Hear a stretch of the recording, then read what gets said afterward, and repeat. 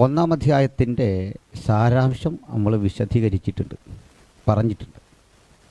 അത് കർത്താവായ യേശുക്രിസ്തുവിൻ്റെ വെളിപ്പാട് അല്ലെങ്കിൽ വെളിപ്പെടൽ. പത്മോസിൽ ആയിരുന്ന യോഹന്നാനെ യേശു പരസ്പരം കണ്ടുമുട്ടുന്ന, അതല്ലെങ്കിൽ വെളിപ്പെട്ടു വരുന്ന അവസ്ഥയാണ്.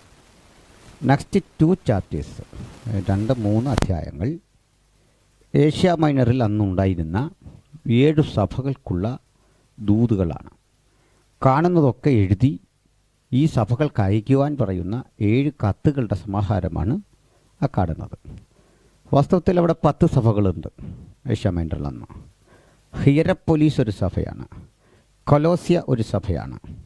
ഈ വിധത്തിൽ സഭകളുടെ എണ്ണം 10ആണ്. പക്ഷേ 7 സഭകളെ അവിടെ പരാമർശിക്കുന്നുള്ളൂ.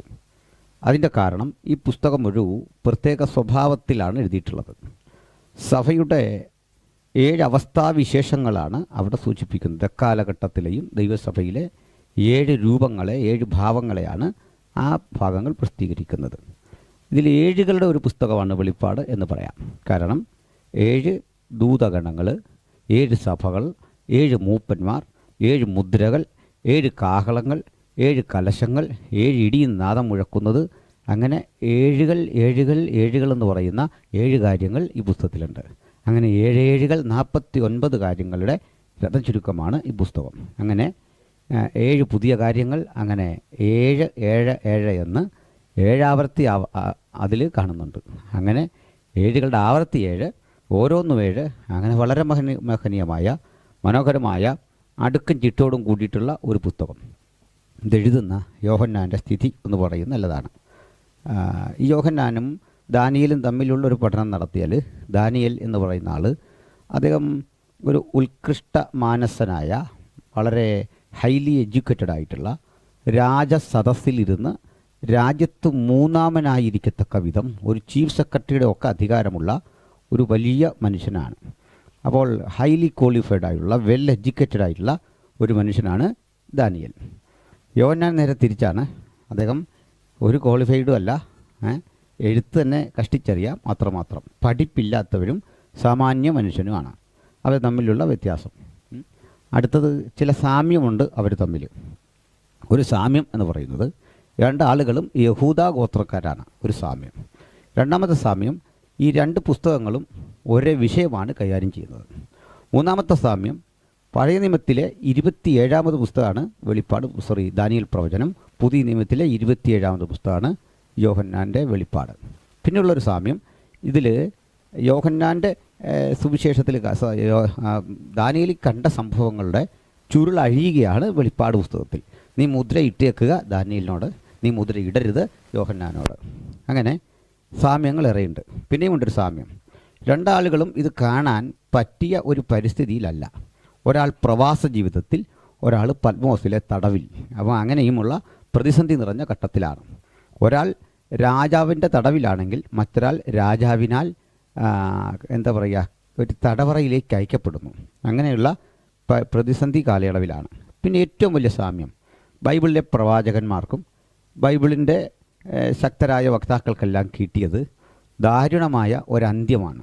വലിയൊരു ദാരുണ അന്ത്യം. കല്ലീറ് കൊണ്ട് മരിക്കുക, വാളിനാൽ കൊല്ലപ്പെടുക, അങ്ങനെയുള്ള അന്ത്യം. നമുക്കിന്നതൊക്കെ നിരാശാജനകമായ ഒരു കാര്യമാണ്.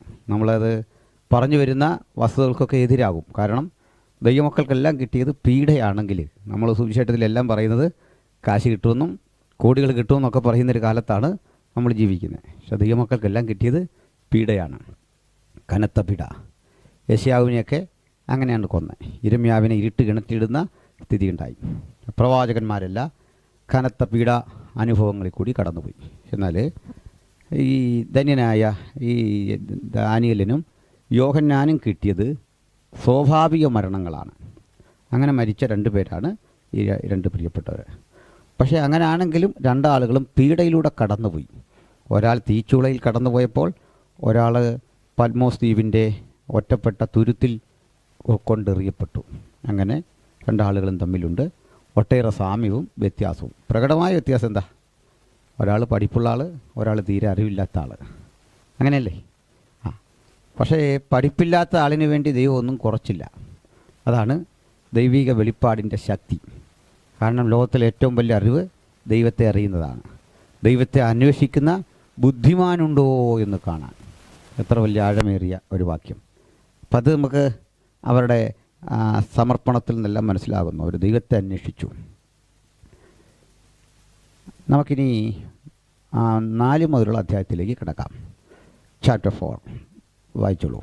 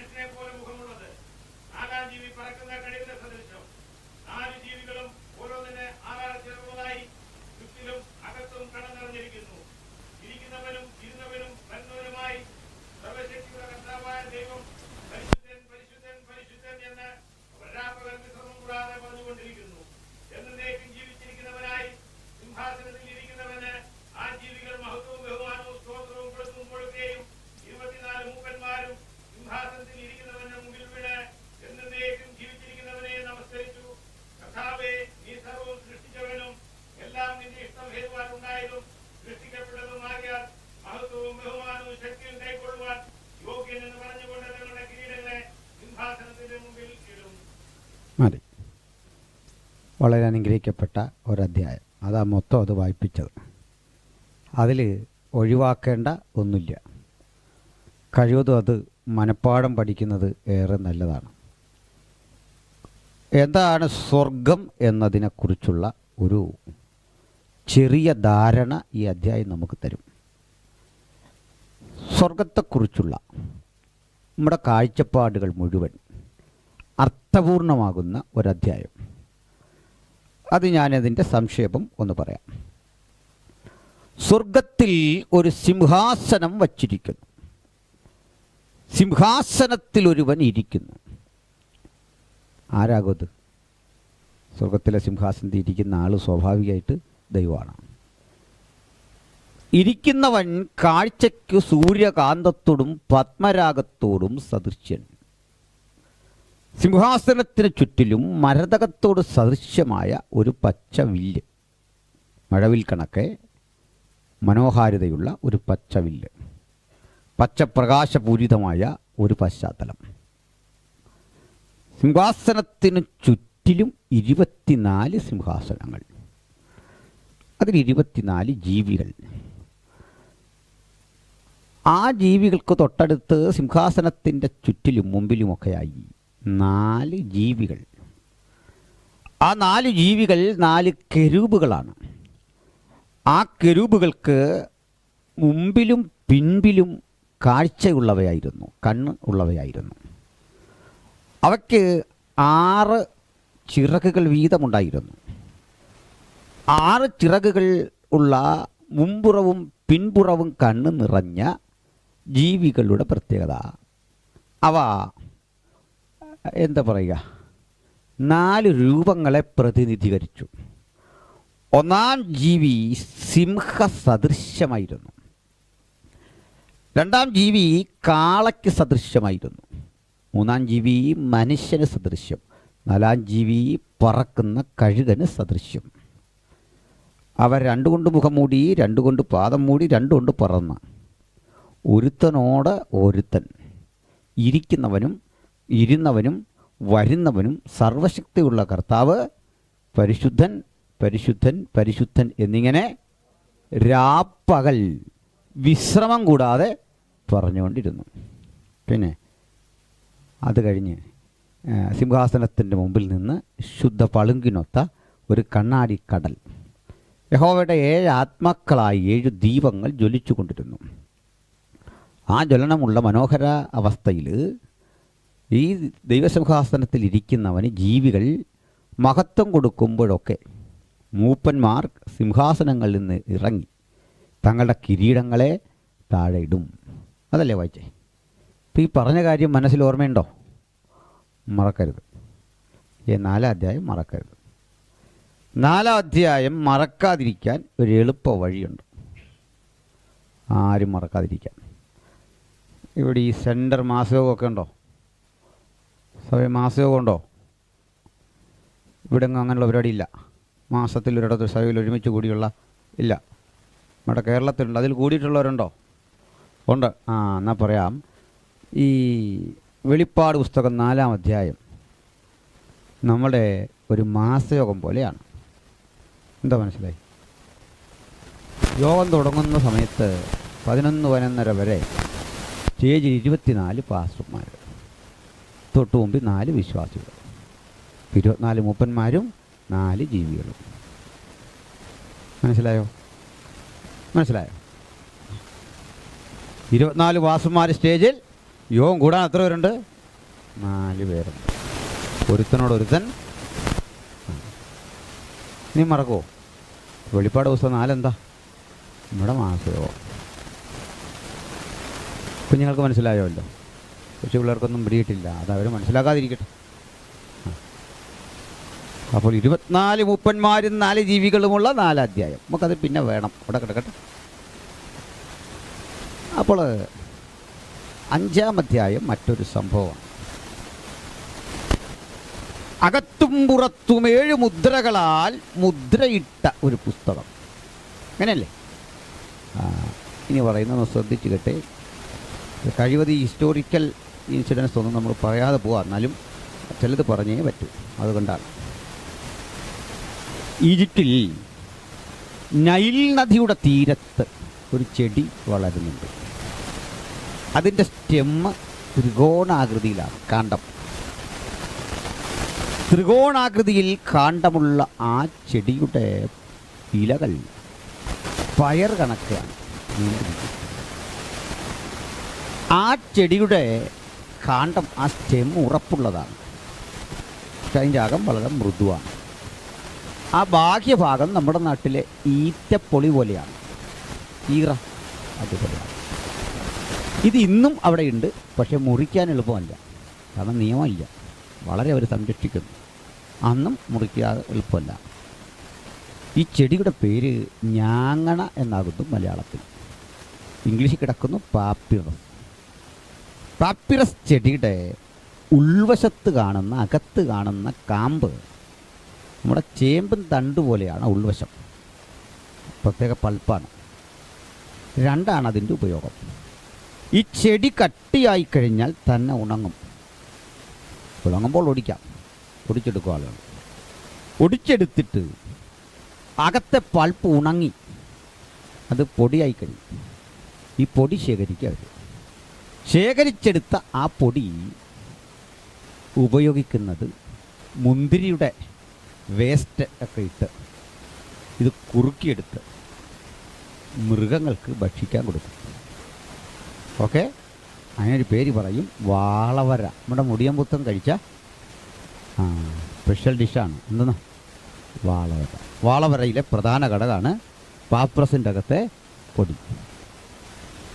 ചിലരിതൊടിക്കും, എന്നാൽ ചിലരിതൊടിക്കാതെ നിർത്തും. കാരണം അത് തന്നെ ഒടിഞ്ഞു പോകുന്ന ഭാഗത്തിൻ്റെ ബാക്കി നിലത്ത് വീണ് പൊട്ടിക്കിളുക്കും.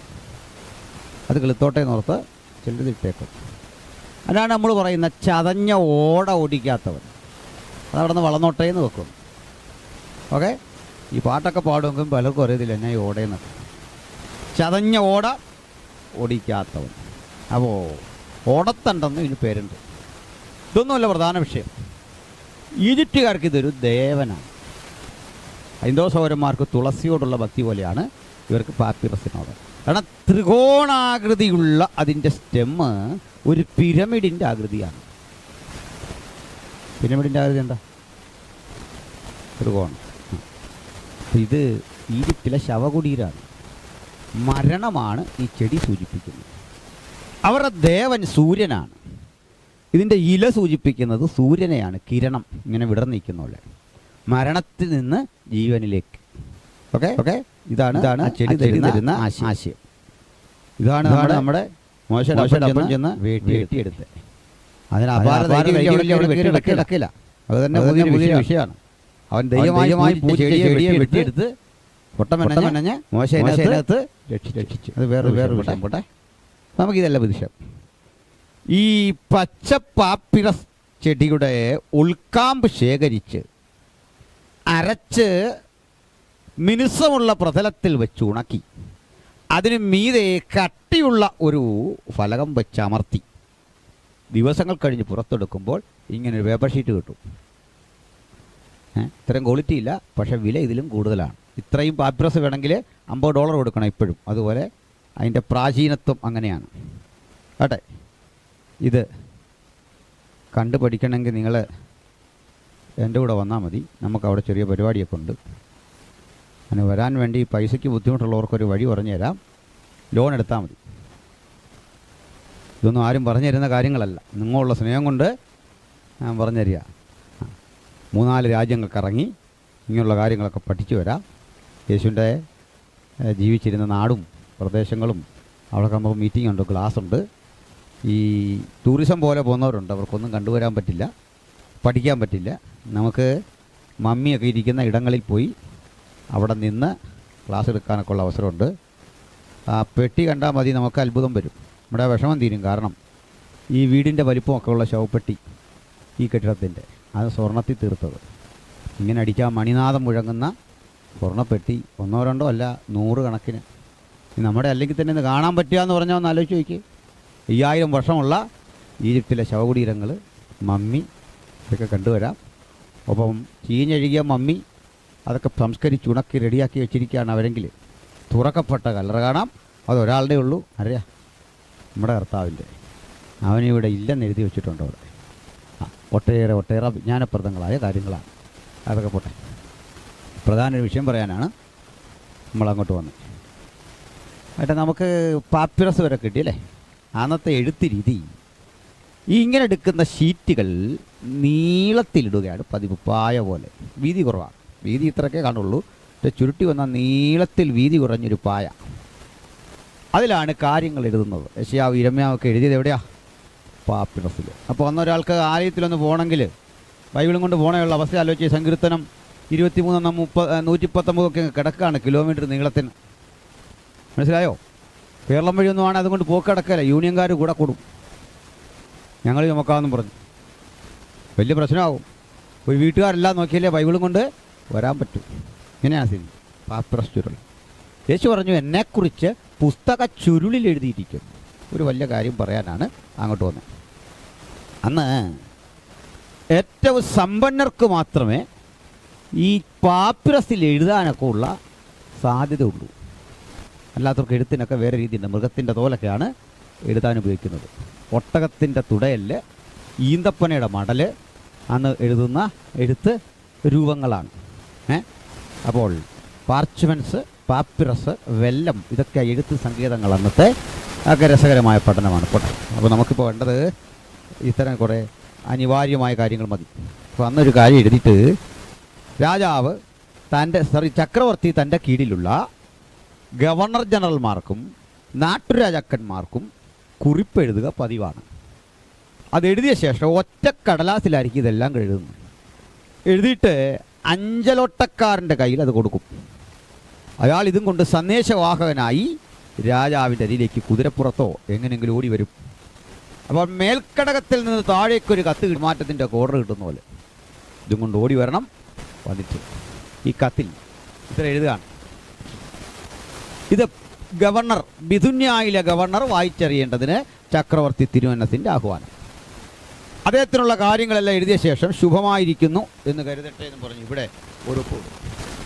എന്നിട്ട് ഈ കാണുന്ന ചുരുളിൻ്റെ ഇവിടെ ഇങ്ങനെ പശ കൊടുത്തിട്ട് അത്രയും അങ്ങ് ചുരുക്കും.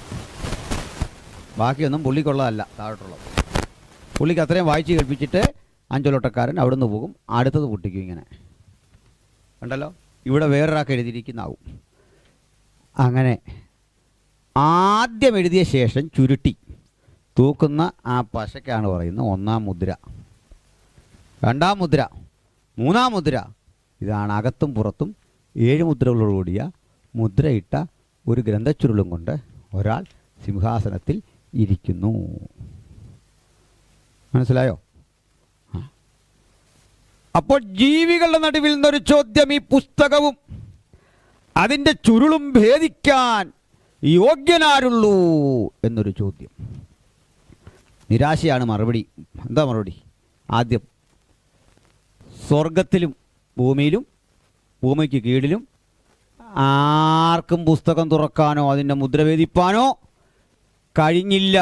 അങ്ങനെ ആരെയും കാണായികയാൽ ഞാൻ ഏറ്റവും. ഇതന്നെ ഒരു പുസ്തകം തുറക്കാൻ ഇത്ര ബുദ്ധിമുട്ട്? പഠിക്കണ്ടേ? ഒരു പുസ്തകം തുറന്നപ്പോൾ അതിനെന്താ ഇത്ര മടി?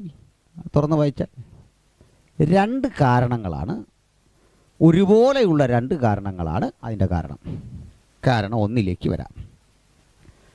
മേലധികാരി താഴേക്കിടയിലേക്ക് എഴുതിയ കത്തിൽ ഒരുപക്ഷെ ഉള്ളത് പൊന്തിയോസ് പീലാത്തോസ്, ഇത് താങ്കൾക്കുള്ള കത്താണ്. താങ്കൾ നികുതി പിരിച്ചു ചക്രവർത്തിക്ക് തരുന്നതിലും ചക്രവർത്തിയെ ബഹുമാനിച്ചതിലും അലംഭാവം കാട്ടിയതായി നമുക്ക് ബോധ്യപ്പെട്ടിരിക്കുന്നതിനാൽ നാളെ മുതൽ താങ്കൾ ഗവർണറല്ല. മനസ്സിലായോ? അതുകൊണ്ട് കണക്കുമൊക്കെ ഏൽപ്പിച്ച് പതുക്കെ ഇങ്ങോട്ട് പോരാ. ചിലപ്പോൾ നേരെ തിരിച്ചായിരിക്കും. നീ കണക്കൊക്കെ കൃത്യം തന്നു, നിൻ്റെ പക്കലേക്ക് 2 രാജ്യം കൂടെ നിൻ്റെ വിചാരണ കീഴിലേക്ക് തരികയാണ്, അതുകൂടി നോക്കിക്കോണം. അത് ഗുണമാകാം ദോഷമാകാം.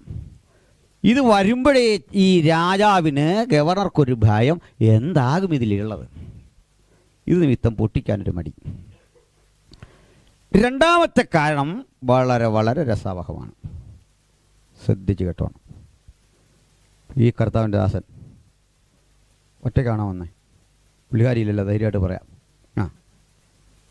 ഇദ്ദേഹം തീരുമാനിക്കുകയാണ്, ഇദ്ദേഹത്തിനുള്ള സ്ഥാപന ജംഗമ വസ്തുക്കളും സ്വത്തും എല്ലാം എഴുതി എൻ്റെ പേരിൽ തരണമെന്നൊരു തോന്നൽ വന്നു. നമുക്ക് കൂട്ടിക്കോ.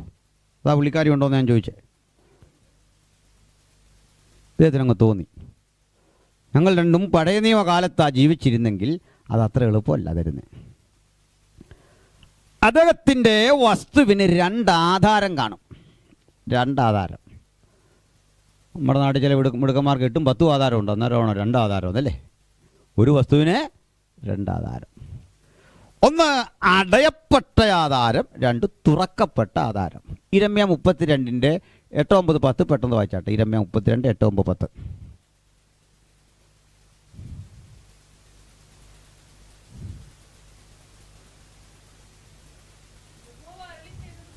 ആ ആ ആ ആ ആ ആ ആ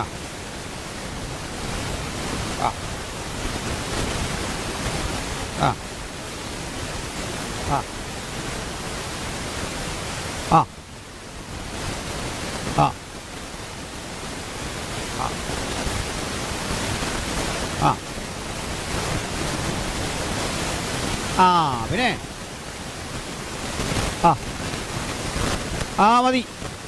ഇങ്ങനെ മുദ്രയിട്ടിരുന്നതും തുറന്നിരുന്നതുമായ ആധാരങ്ങളെ ഞാൻ വാങ്ങി.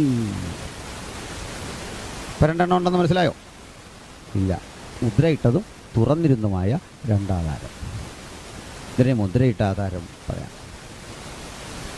വീട്ടിൽ ഉദാഹരണമായി പോയതുകൊണ്ട് ബാക്കി പറയാം.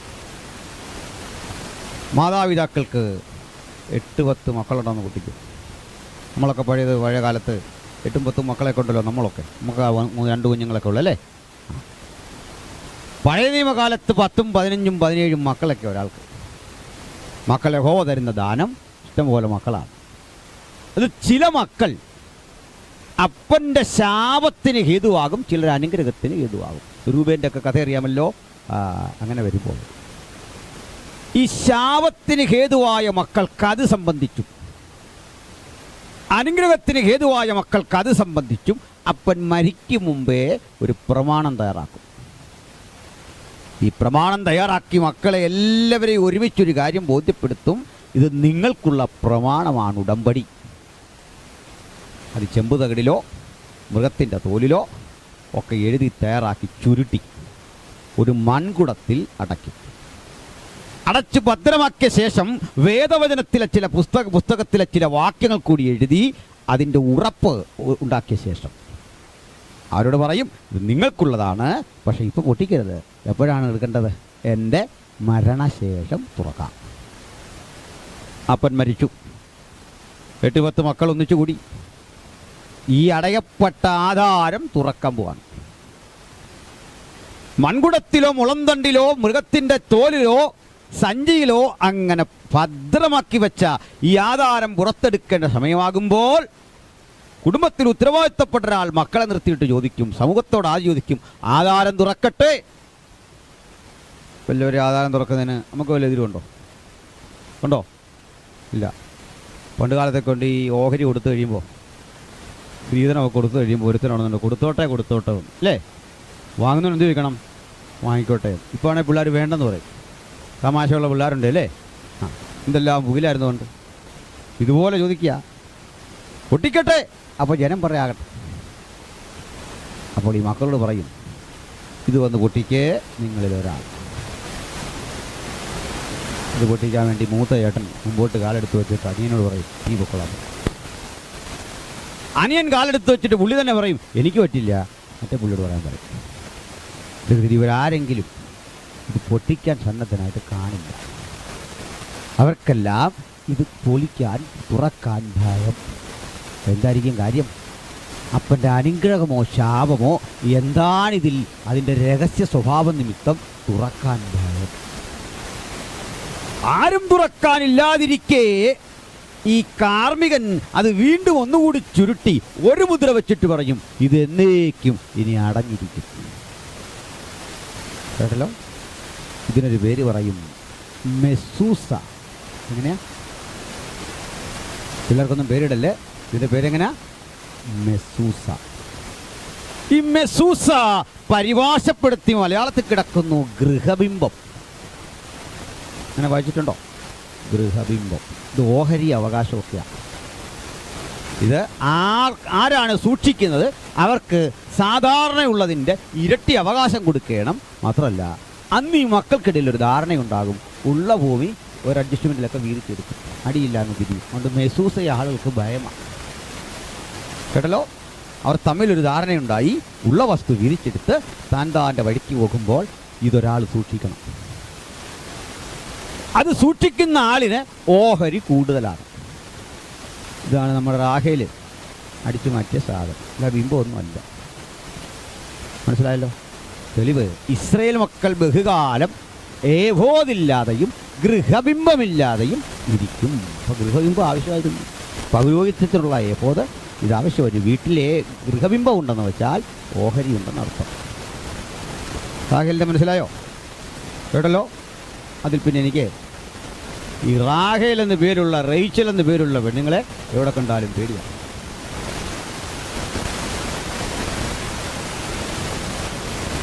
മനസ്സിലായ കാര്യങ്ങളുടെ കിടപ്പ് ഞാനിതോടത്ത് പ്രസംഗിച്ചു. ഞാൻ വൈകിട്ട് വീട്ടിൽ ചെന്ന് ആകെ പുകിലായിപ്പോയി. പുള്ളിക്കാരി ഇതറിഞ്ഞു, എൻ്റെ വൈഫ്. കാരണം അവൾക്ക് റേച്ചൽ എന്ന് പേരുണ്ട്, ഞാനിത് അറിഞ്ഞില്ല. ഞാൻ സാലിന്നാണ് വിളിച്ചുകൊണ്ടിരിക്കുന്നത്. അങ്ങനെ എൻ്റെ അറിവ്. നിങ്ങളതെന്തോ ഓർത്താനാണ് പറഞ്ഞു. നീ എന്താന്ന് ചോദിച്ചു. എനിക്കങ്ങനെ ഒരു പേരുള്ള വിവരം നിങ്ങൾക്കറിയത്തില്ലായിരുന്നു. ഞാൻ പറഞ്ഞു, ഞാൻ ഓർത്തില്ല. ഒന്ന് ശാന്തമായപ്പോൾ ഞാൻ പറഞ്ഞു, എനിക്ക് നിന്നെക്കുറിച്ച് അങ്ങനെ ഒരു പരിഭവ പ്രയാസമൊന്നുമില്ല. എൻ്റെ കാരണം നീ അങ്ങനെ ചെയ്യുന്നവളല്ല, അർഹതപ്പെട്ടതുപോലും കൊണ്ടല്ലല്ലോ നീ വന്നത്. ന്യായമായിട്ട് കിട്ടണ്ടോട്ടല്ലോ, അതുപോലും കൊണ്ടുവരാത്ത നിന്നെ ഞാൻ എന്തിനാ തെറ്റിദ്ധരിക്കുന്നു? നിന്നെക്കുറിച്ച് അങ്ങനെ ഒരു തെറ്റിദ്ധാരണേ എനിക്കില്ല. ഞാൻ ശേഷ സ്ത്രീകളെക്കുറിച്ച് പറഞ്ഞാൽ അത് വേറൊരു വിഷയമായി. അത് പോട്ടെ. അതുകൊണ്ട് മറക്കരുത്, ഏഹോദല്ല, സോറി, നമ്മുടെ ഗൃഹബിംബം മെസൂസ. അപ്പം ഈ മെസൂസ തുറക്ക പാടാം. അപ്പം ഞാനും പാസ്റ്ററും തമ്മിലുള്ള വസ്തു ഇടപാട് തീർന്നില്ല. പാസ്റ്റർ ഇതെല്ലാം എഴുതിത്തരുന്നതിൻ്റെ ഭാഗമായി ഈ മെസൂസ കയ്യിൽ വെക്കണം, ഒരു തുറന്ന ആധാരം വേറെ എഴുതണം.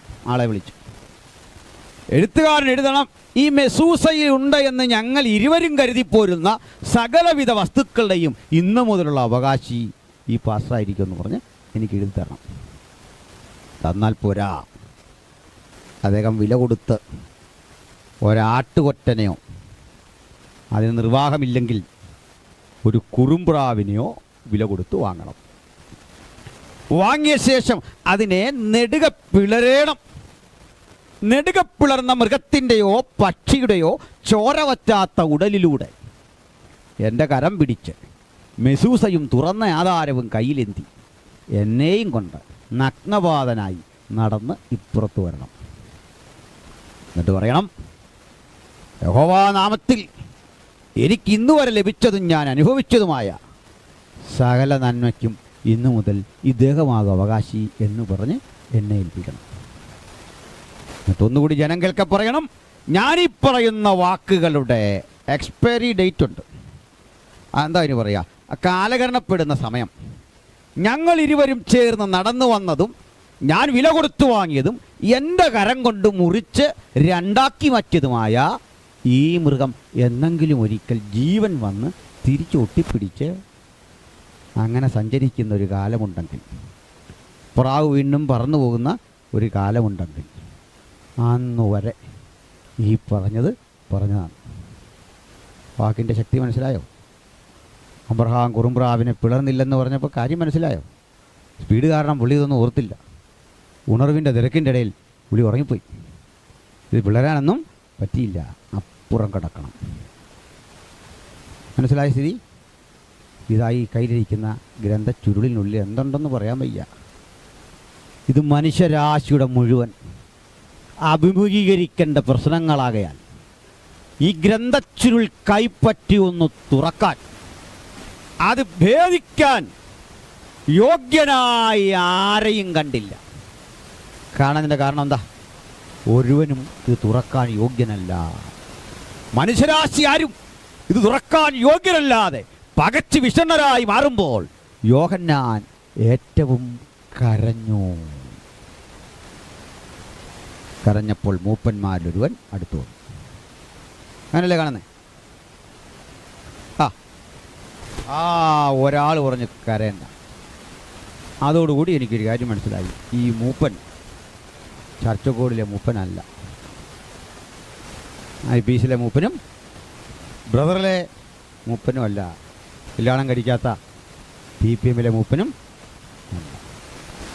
അതെങ്ങനെയാണ് മനസ്സിലായത്? വളരെ എളുപ്പം. ഈ മൂപ്പൻ എന്താ പറഞ്ഞത്? അതുകൊണ്ടാണ് ഞാൻ പറഞ്ഞു ഇവരാരും അല്ലെന്ന്. ആശ്വസിപ്പിക്കുന്നൊരു മൂപ്പനെ കണ്ടു, കരയണ്ട.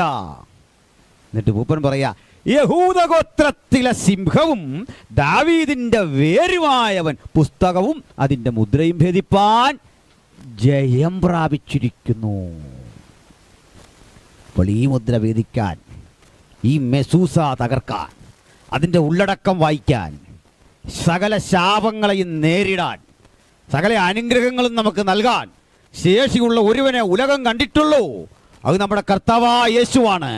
ഒരു കുറുമ്പ്രാവിനെ പിളർന്ന് ഒരു ഉടമ്പടി സ്ഥിരീകരിക്കാൻ ഉലകം തയ്യാറെടുക്കുമ്പോൾ സ്വന്തം ശരീരം പിളർന്ന് എന്നേക്കുമുള്ള വീണ്ടെടുപ്പ് സാധിച്ച യാഗവസ്തുവും യാഗമൃഗവും യാഗകർത്താവും അവൻ തന്നെയാകയാൽ അവനെ ചൂണ്ടിക്കാട്ടി മൂപ്പൻ വിളിച്ചു പറയാ, അവൻ ജയം പ്രാപിച്ചിരിക്കുന്നു. ഇന്ന് പകൽ നമുക്ക് വേണ്ടി ജയം പ്രാപിച്ച ദൈവത്തിന്റെ കുഞ്ഞാട് തൻ്റെ ദേഹമെന്ന തിരശീല ചിന്തി നമുക്കായി ഒരുക്കിയ നിത്യരക്ഷയാണ് നമ്മെ ഇവിടെ കുട്ടിവരുത്തിയിരിക്കുന്നതെങ്കിൽ നാം അവൻ മുഖാന്തരം ജയം പ്രാപിച്ചിരിക്കുന്നു.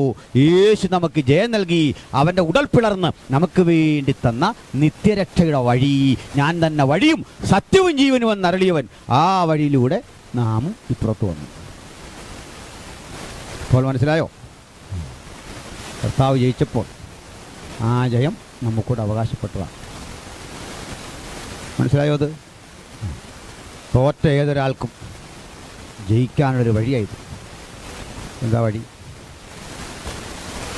ഇലക്ഷൻ കഴിഞ്ഞ് ഇതിലിങ്ങനെ സ്ഥാനാർത്ഥിയും കൊണ്ട് പോവുക. സ്ഥാനാർത്ഥിയും കൊണ്ട് പോകുമ്പോൾ നമ്മുടെ പാർട്ടി അങ്ങ് തോറ്റു. അപ്പോൾ എതിരാളി അയൽക്കാരൻ അവൻ്റെ പാർട്ടി ജയിച്ചു. നമ്മുടെ വീടിൻ്റെ മുമ്പിലേക്ക് വന്നിട്ട് അവനൊരു 5-6 വിളി. ആൾക്കിട്ടാ മുദ്രാവാക്യം എല്ലാം വിളിച്ചേ നമുക്കിട്ട് നമ്മളെ ചെയ്യേണ്ടി ചോദിക്കുക എന്തുവാടാ ഈ ബഹളം അറിഞ്ഞില്ലേ? പിന്നെ ഞങ്ങളുടെ സ്ഥാനാർത്ഥി ജയിച്ചു, ഞാൻ ജയിച്ചെന്ന്, ഞങ്ങൾ ജയിച്ചു, നിങ്ങൾ ജയിച്ചെന്ന് പറയാൻ നീ മത്സരിച്ചോ? പറഞ്ഞു അതില്ല. പിന്നെ എങ്ങനെയാണ് നിങ്ങൾ ജയിച്ചേ? അതിൻ്റെ കാരണം എന്താ? ഞാൻ പോസ്റ്റർ ഒട്ടിച്ചവൻ, ഞാൻ അനൗൺസ്മെൻറ്റ് നടത്തിയവൻ, ഞാൻ വോട്ട് പിടിച്ചവൻ ജയിച്ചെങ്കിൽ ഞങ്ങളല്ലേ ജയിച്ചേ? അല്ലേ? സ്ഥാനാർത്ഥി എന്നിട്ട് എന്താ പറയുന്നത്? നമ്മൾ ജയിച്ചെന്ന്. അയാൾ പറയാം ഞാൻ ജയിച്ചെന്നല്ല പറയുന്നത്, ഇത് ജനങ്ങളുടെ ജയമാണ്, ഇത് നമ്മുടെ ജയമാണ്. ജയം പങ്കുവയ്ക്കാൻ കൊള്ളാവുന്ന, അതുകൊണ്ടാണ്. ഇവിടെ നമുക്ക് ജയിക്കാൻ ഒറ്റ വഴിയുള്ളൂ, ആ നിമിഷം തന്നെ ഈ മുദ്രാവാക്യത്തിൻ്റെ കൂടെ നമ്മളൊന്ന് കൂടിയാൽ മതി, പ്രശ്നമൊന്നുമില്ല. ഒരു നാണക്കേടും പിന്നില്ല. എന്നാ നാണക്കേട്?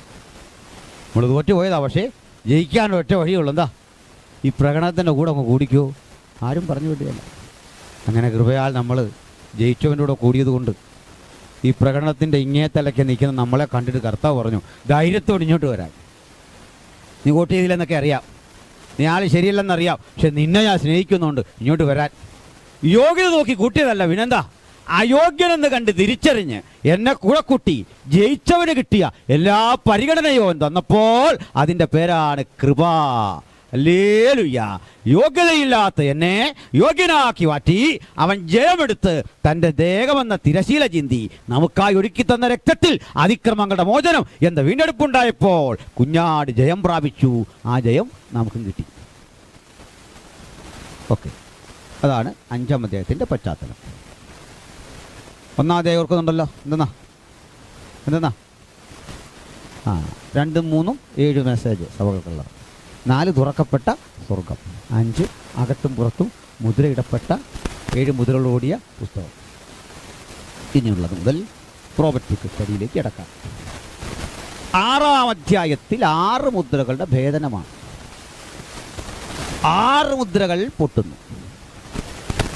1-ാം മുദ്ര പൊട്ടിക്കുമ്പോൾ ഒരു വെള്ളക്കുതിര, 2-ാം മുദ്ര ഭേദിക്കുമ്പോൾ ഒരു ചുവന്ന കുതിര, 3-ാം മുദ്ര ഭേദിക്കുമ്പോൾ കറുത്ത കുതിര, 4-ാം മുദ്ര ഭേദിക്കുമ്പോൾ മഞ്ഞക്കുതിര, 5-ാം മുദ്ര പൊട്ടിക്കുമ്പോൾ അറുക്കപ്പെട്ടവരുടെ ആത്മാക്കളെ യാഗപീഠത്തിൻ കീഴിൽ കണ്ടു. 6-ാം മുദ്ര ഭേദിക്കുമ്പോൾ സൂര്യൻ കരിമ്പടം പോലെ കറുത്തു, ചന്ദ്രൻ രക്തതുല്യമായി തീർന്നു, അത്തിക്കായ് പെരുങ്കാറ്റുകൊണ്ട് അത്തിവിഷ്ടം കുലുങ്ങിയിട്ട് കായികനികൾ വീഴുമ്പോൾ ആകാശമണ്ഡലത്തിലെ നക്ഷത്രങ്ങൾ താഴെ വീണു, എല്ലാ കുന്നും സ്വസ്ഥാനത്ത് നിന്ന് ഇളകിപ്പോയി. 6-ാം മുദ്ര വരെ നമ്മൾ കണ്ടു. 7-ാം അധ്യായത്തിലേക്ക് വരാൻ പോവാണ്. എന്നാൽ 6-ലേക്ക് നമ്മൾ വരും. 7-ാം അധ്യായത്തിൽ മുദ്രയൊന്നും പൊട്ടുന്നില്ല. പിന്നെന്താ ഉള്ളത്? അതെന്തുവാ 7-ാം മുദ്ര? എന്താ? 144,000 പേരെ മുദ്രയിട്ട് വേർതിരിക്കുക, അങ്ങനല്ലേ? അത് പിന്നെ എളുപ്പമാണ് പഠിക്കാൻ. ബൈബിളിനകത്തുള്ളതിൽ ഏറ്റവും എളുപ്പമായ കാര്യമാണ്. അതങ്ങ് പറഞ്ഞേക്കെന്നാ അത് എന്ന് പറയുന്നത്. ആ മുദ്രയിട്ട് ആരാന്നറിയോ? വിവാഹം കഴിക്കാതെ വിറ്റും വിട്ടും ഇറങ്ങി വയ്യോളം കൈ ഒരു ഉടുപ്പ് കിട്ടും നമ്മുടെ സുവിശേഷമല്ല ചെയ്യാൻ ഇറങ്ങി തിരിച്ച TPMലെ അപ്പച്ചന്മാരും അമ്മച്ചിമാരുമാണ്. ആര്? 144,000. ഇപ്പം മനസ്സിലായോ? ഞാൻ പറഞ്ഞല്ല, അവർ പറഞ്ഞ. മനസ്സിലായോ? അത് ഞാൻ പറഞ്ഞ എളുപ്പമാണ്. നീ പുസ്തകത്തിൽ ഏറ്റവും എളുപ്പമുള്ള ഭാഗം ഏതാ? 7-ാം അധ്യായം. അതാരാണ്? കല്യാണം കഴിക്കാതെ ഇതുപോലെ ഉടുപ്പൊക്കെ ഇട്ട് ഇറങ്ങിയ അച്ചാച്ചന്മാരും അമ്മച്ചിമാരുമാണ്. ആര്? 144. അത് പോട്ടെ. 8-ാം അധ്യായത്തിലാണ് 7-ാം മുദ്ര ഭേദിക്കുന്നത്. അത് പിന്നെ പറയാം. തൽക്കാലം ഈ 6-ാം മുദ്ര പറഞ്ഞാൽ നമ്മുടെ അന്ത്യകാല സംഭവത്തിൻ്റെ ലക്ഷണങ്ങളിലേക്ക് എത്തും. അങ്ങോട്ട് പോയാലോ? ഓക്കെ. അപ്പോൾ ഇതുവരെ നമ്മൾ പറഞ്ഞത് കറൻ്റായുള്ള അഫയേഴ്സൊക്കെയാണ്. അപ്പോൾ ഇത് മുതലുള്ളത് പ്രോഫസി തന്നെ ഫുൾഫിൽഡ് ആകുന്ന രംഗങ്ങളാണ്. 1-ാം മുദ്ര ഭേദിക്കുന്നു. അപ്പോൾ ആരെയാ കണ്ട? വായിച്ചു. 6-ൻ്റെ 1.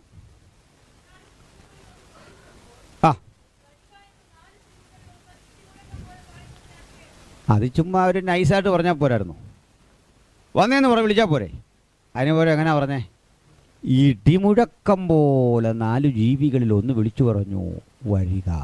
വെളിപ്പാട് പുസ്തകത്തിലെ ആ ശബ്ദത്തിന് പോലുമുണ്ട് ശ്രദ്ധിക്കേണ്ട ഒരു കാര്യമെന്ന് പറയണ ഇടിമുഴക്കം വന്നു. ഇടിമുഴക്കം പോലെ വിളിച്ചു പറയാൻ ജീവികളിൽ ഒരു ജീവി തയ്യാറായി. പിന്നെ രണ്ടാം ജീവി മൂന്നാം ജീവി എന്ന് പറയുന്നതുകൊണ്ട് ആദ്യം വിളിച്ച് ഏതായിരിക്കണം? ഒന്നാം ജീവി. വ്യാഖ്യാതാക്കൾ ഈ ജീവിയുടെ വിളിയും ഇടിമുഴക്കത്തിൻ്റെ ശബ്ദവും പരിശോധിക്കാതെ പോകുന്നു. അതൊരു വലിയ നിരാശ നിറഞ്ഞ കാര്യം. അവർ ഈ വരുന്ന കുതിരയെക്കുറിച്ച് മാത്രം പറഞ്ഞു പോവുകയാണ്. പോരാ, പരമ്പരാഗതമായൊരു സങ്കല്പം അനുസരിച്ച് ഈ കാണുന്നത് എതിർക്രിസ്തുവിൻ്റെ രംഗപ്രവേശമാണ്. ചിലർ പറയുന്നത് എതിർക്രിസ്തു അല്ല, ഇത് കർത്താവ് തന്നെയാണ്. വ്യാഖ്യാനം രണ്ട് എക്സ്ട്രീമിലേക്കാണ് പോകുന്നത്. കർത്താവാണെന്ന് പറയുന്നവർ ഇതിന് അനുകൂലമായിട്ടും പറയും, എതിർക്രിസ്തുവാണെന്ന് പറയുന്നവർ എതിരെയും പറയും. അങ്ങനെയല്ല പറ്റുള്ളൂ. കേൾക്കുന്നവൻ്റെ കാര്യം ആകെപ്പാടെ ഒരു തീരുമാനം എടുക്കാനാവാതെ ആകെ വിഷമിക്കും. പക്ഷെ ഭൂരിപക്ഷമായി കിട്ടിയ ഒരു സപ്പോർട്ട് ഇത് എതിർക്രിസ്തു എന്ന് പറയുന്നതിനാണ്. എതിർക്രിസ്തുവാണ് ഈ വിരിക്കുന്ന വെള്ളക്കുതിര. അവൻ്റെ 3.5 കൊല്ലത്തെ ഭരണം സുസ്ഥിരത നിറഞ്ഞ തരക്കേടില്ലാത്ത ഒരു ഭരണമാണ്. അതുകൊണ്ടാണ് വെള്ള സംതൃപ്തിയുടെ, സമാധാനത്തിൻ്റെ, മാന്യമായ ഒരു ഭരണകൂടത്തിൻ്റെ ലക്ഷണമാണ്. എന്നാൽ പെട്ടെന്ന് നോക്കി നിൽക്കെ അവൻ്റെ രീതി മാറി ചുവന്ന കുതിരയാവും. യുദ്ധം ആരംഭിക്കും, കലഹവും കലാപവും ആരംഭിക്കും. കലാപങ്ങൾക്കൊടുവിൽ ക്ഷാമമുണ്ടാകും. അങ്ങനെ കുതിര കറുക്കും. മൂന്നാം കുതിര കറുത്തത്. ഒടുവിൽ കുതിര വീണ്ടും മറ്റൊരു നിറം പ്രാപിക്കും. അപ്പോൾ മഞ്ഞക്കുതിരയാകും, മരണമാകും. ഇതാണ് നമുക്ക് ഇതുവരെ കിട്ടിയ ഏറ്റവും ശക്തമായ പഠനം. പക്ഷെ ഞാനതിനോട് വിയോജിക്കുന്നു. വിയോജിക്കാനുള്ള കാരണങ്ങൾ ആദ്യം പറയാം. ഈ ഭാഗം പരതിയാൽ ഒന്ന് മനസ്സിലാവും. ഈ കുതിരയെ വിളിക്കുന്ന 4 ജീവികളാണ്. വ്യാഖ്യാതാക്കളാരും ഈ ജീവികൾ എന്തിനു വിളിക്കുന്നു എന്നത് ശ്രദ്ധിക്കുന്നില്ല.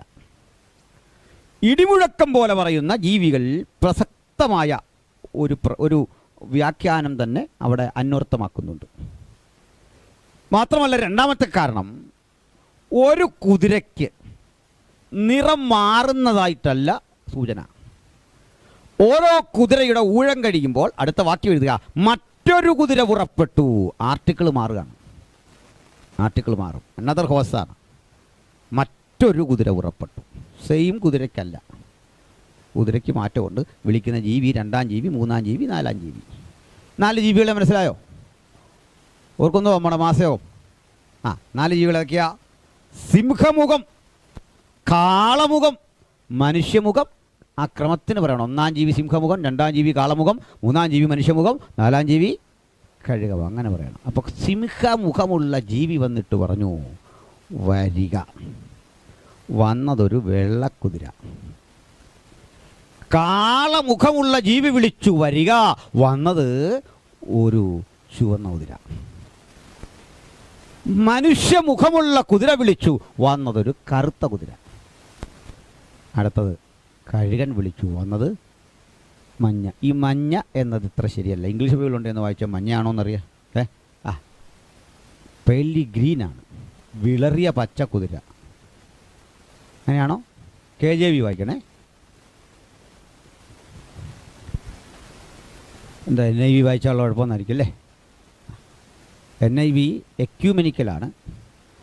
NIV wanted to compromise with every church. അതുകൊണ്ട് എല്ലാവർക്കും പറ്റിയ വെർഷനാണ്. അതുകൊണ്ട് ഒത്തിരി വിട്ടുവീഴ്ചയ്ക്ക് അവർ പോയി വ്യാഖ്യാനത്തിൽ. KJV റിജിഡാണ്. മൂലഭാഷയുടെ നീതി പുലർത്തിയത് KJV ആണ്.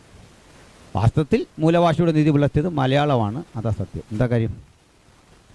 മാത്യു അല്ല ശരി, മത്തായി ആണ് ശരി എബ്രായ ഭാഷയിൽ. ലൂക്കല്ല ശരി, ലൂക്കോസാണ്. ഏതാ? ഗ്രീൻ ഉണ്ടോ? മോൾഡോവികളേതാ? NIV. അതിലെങ്ങനാ ഗ്രീനുണ്ട്? ഇല്ല. അതാ NIVയുടെ ഗുണം. അപ്പോൾ RSVയോ KJVയോ ഒക്കെയാണ് കമ്പാരിറ്റീവ്ലി ട്രാൻസ്ലേഷനിൽ നല്ലത്. ഓക്കെ, ശരി. Let's come back. നമുക്ക് എന്താ പറഞ്ഞു വെച്ചേ?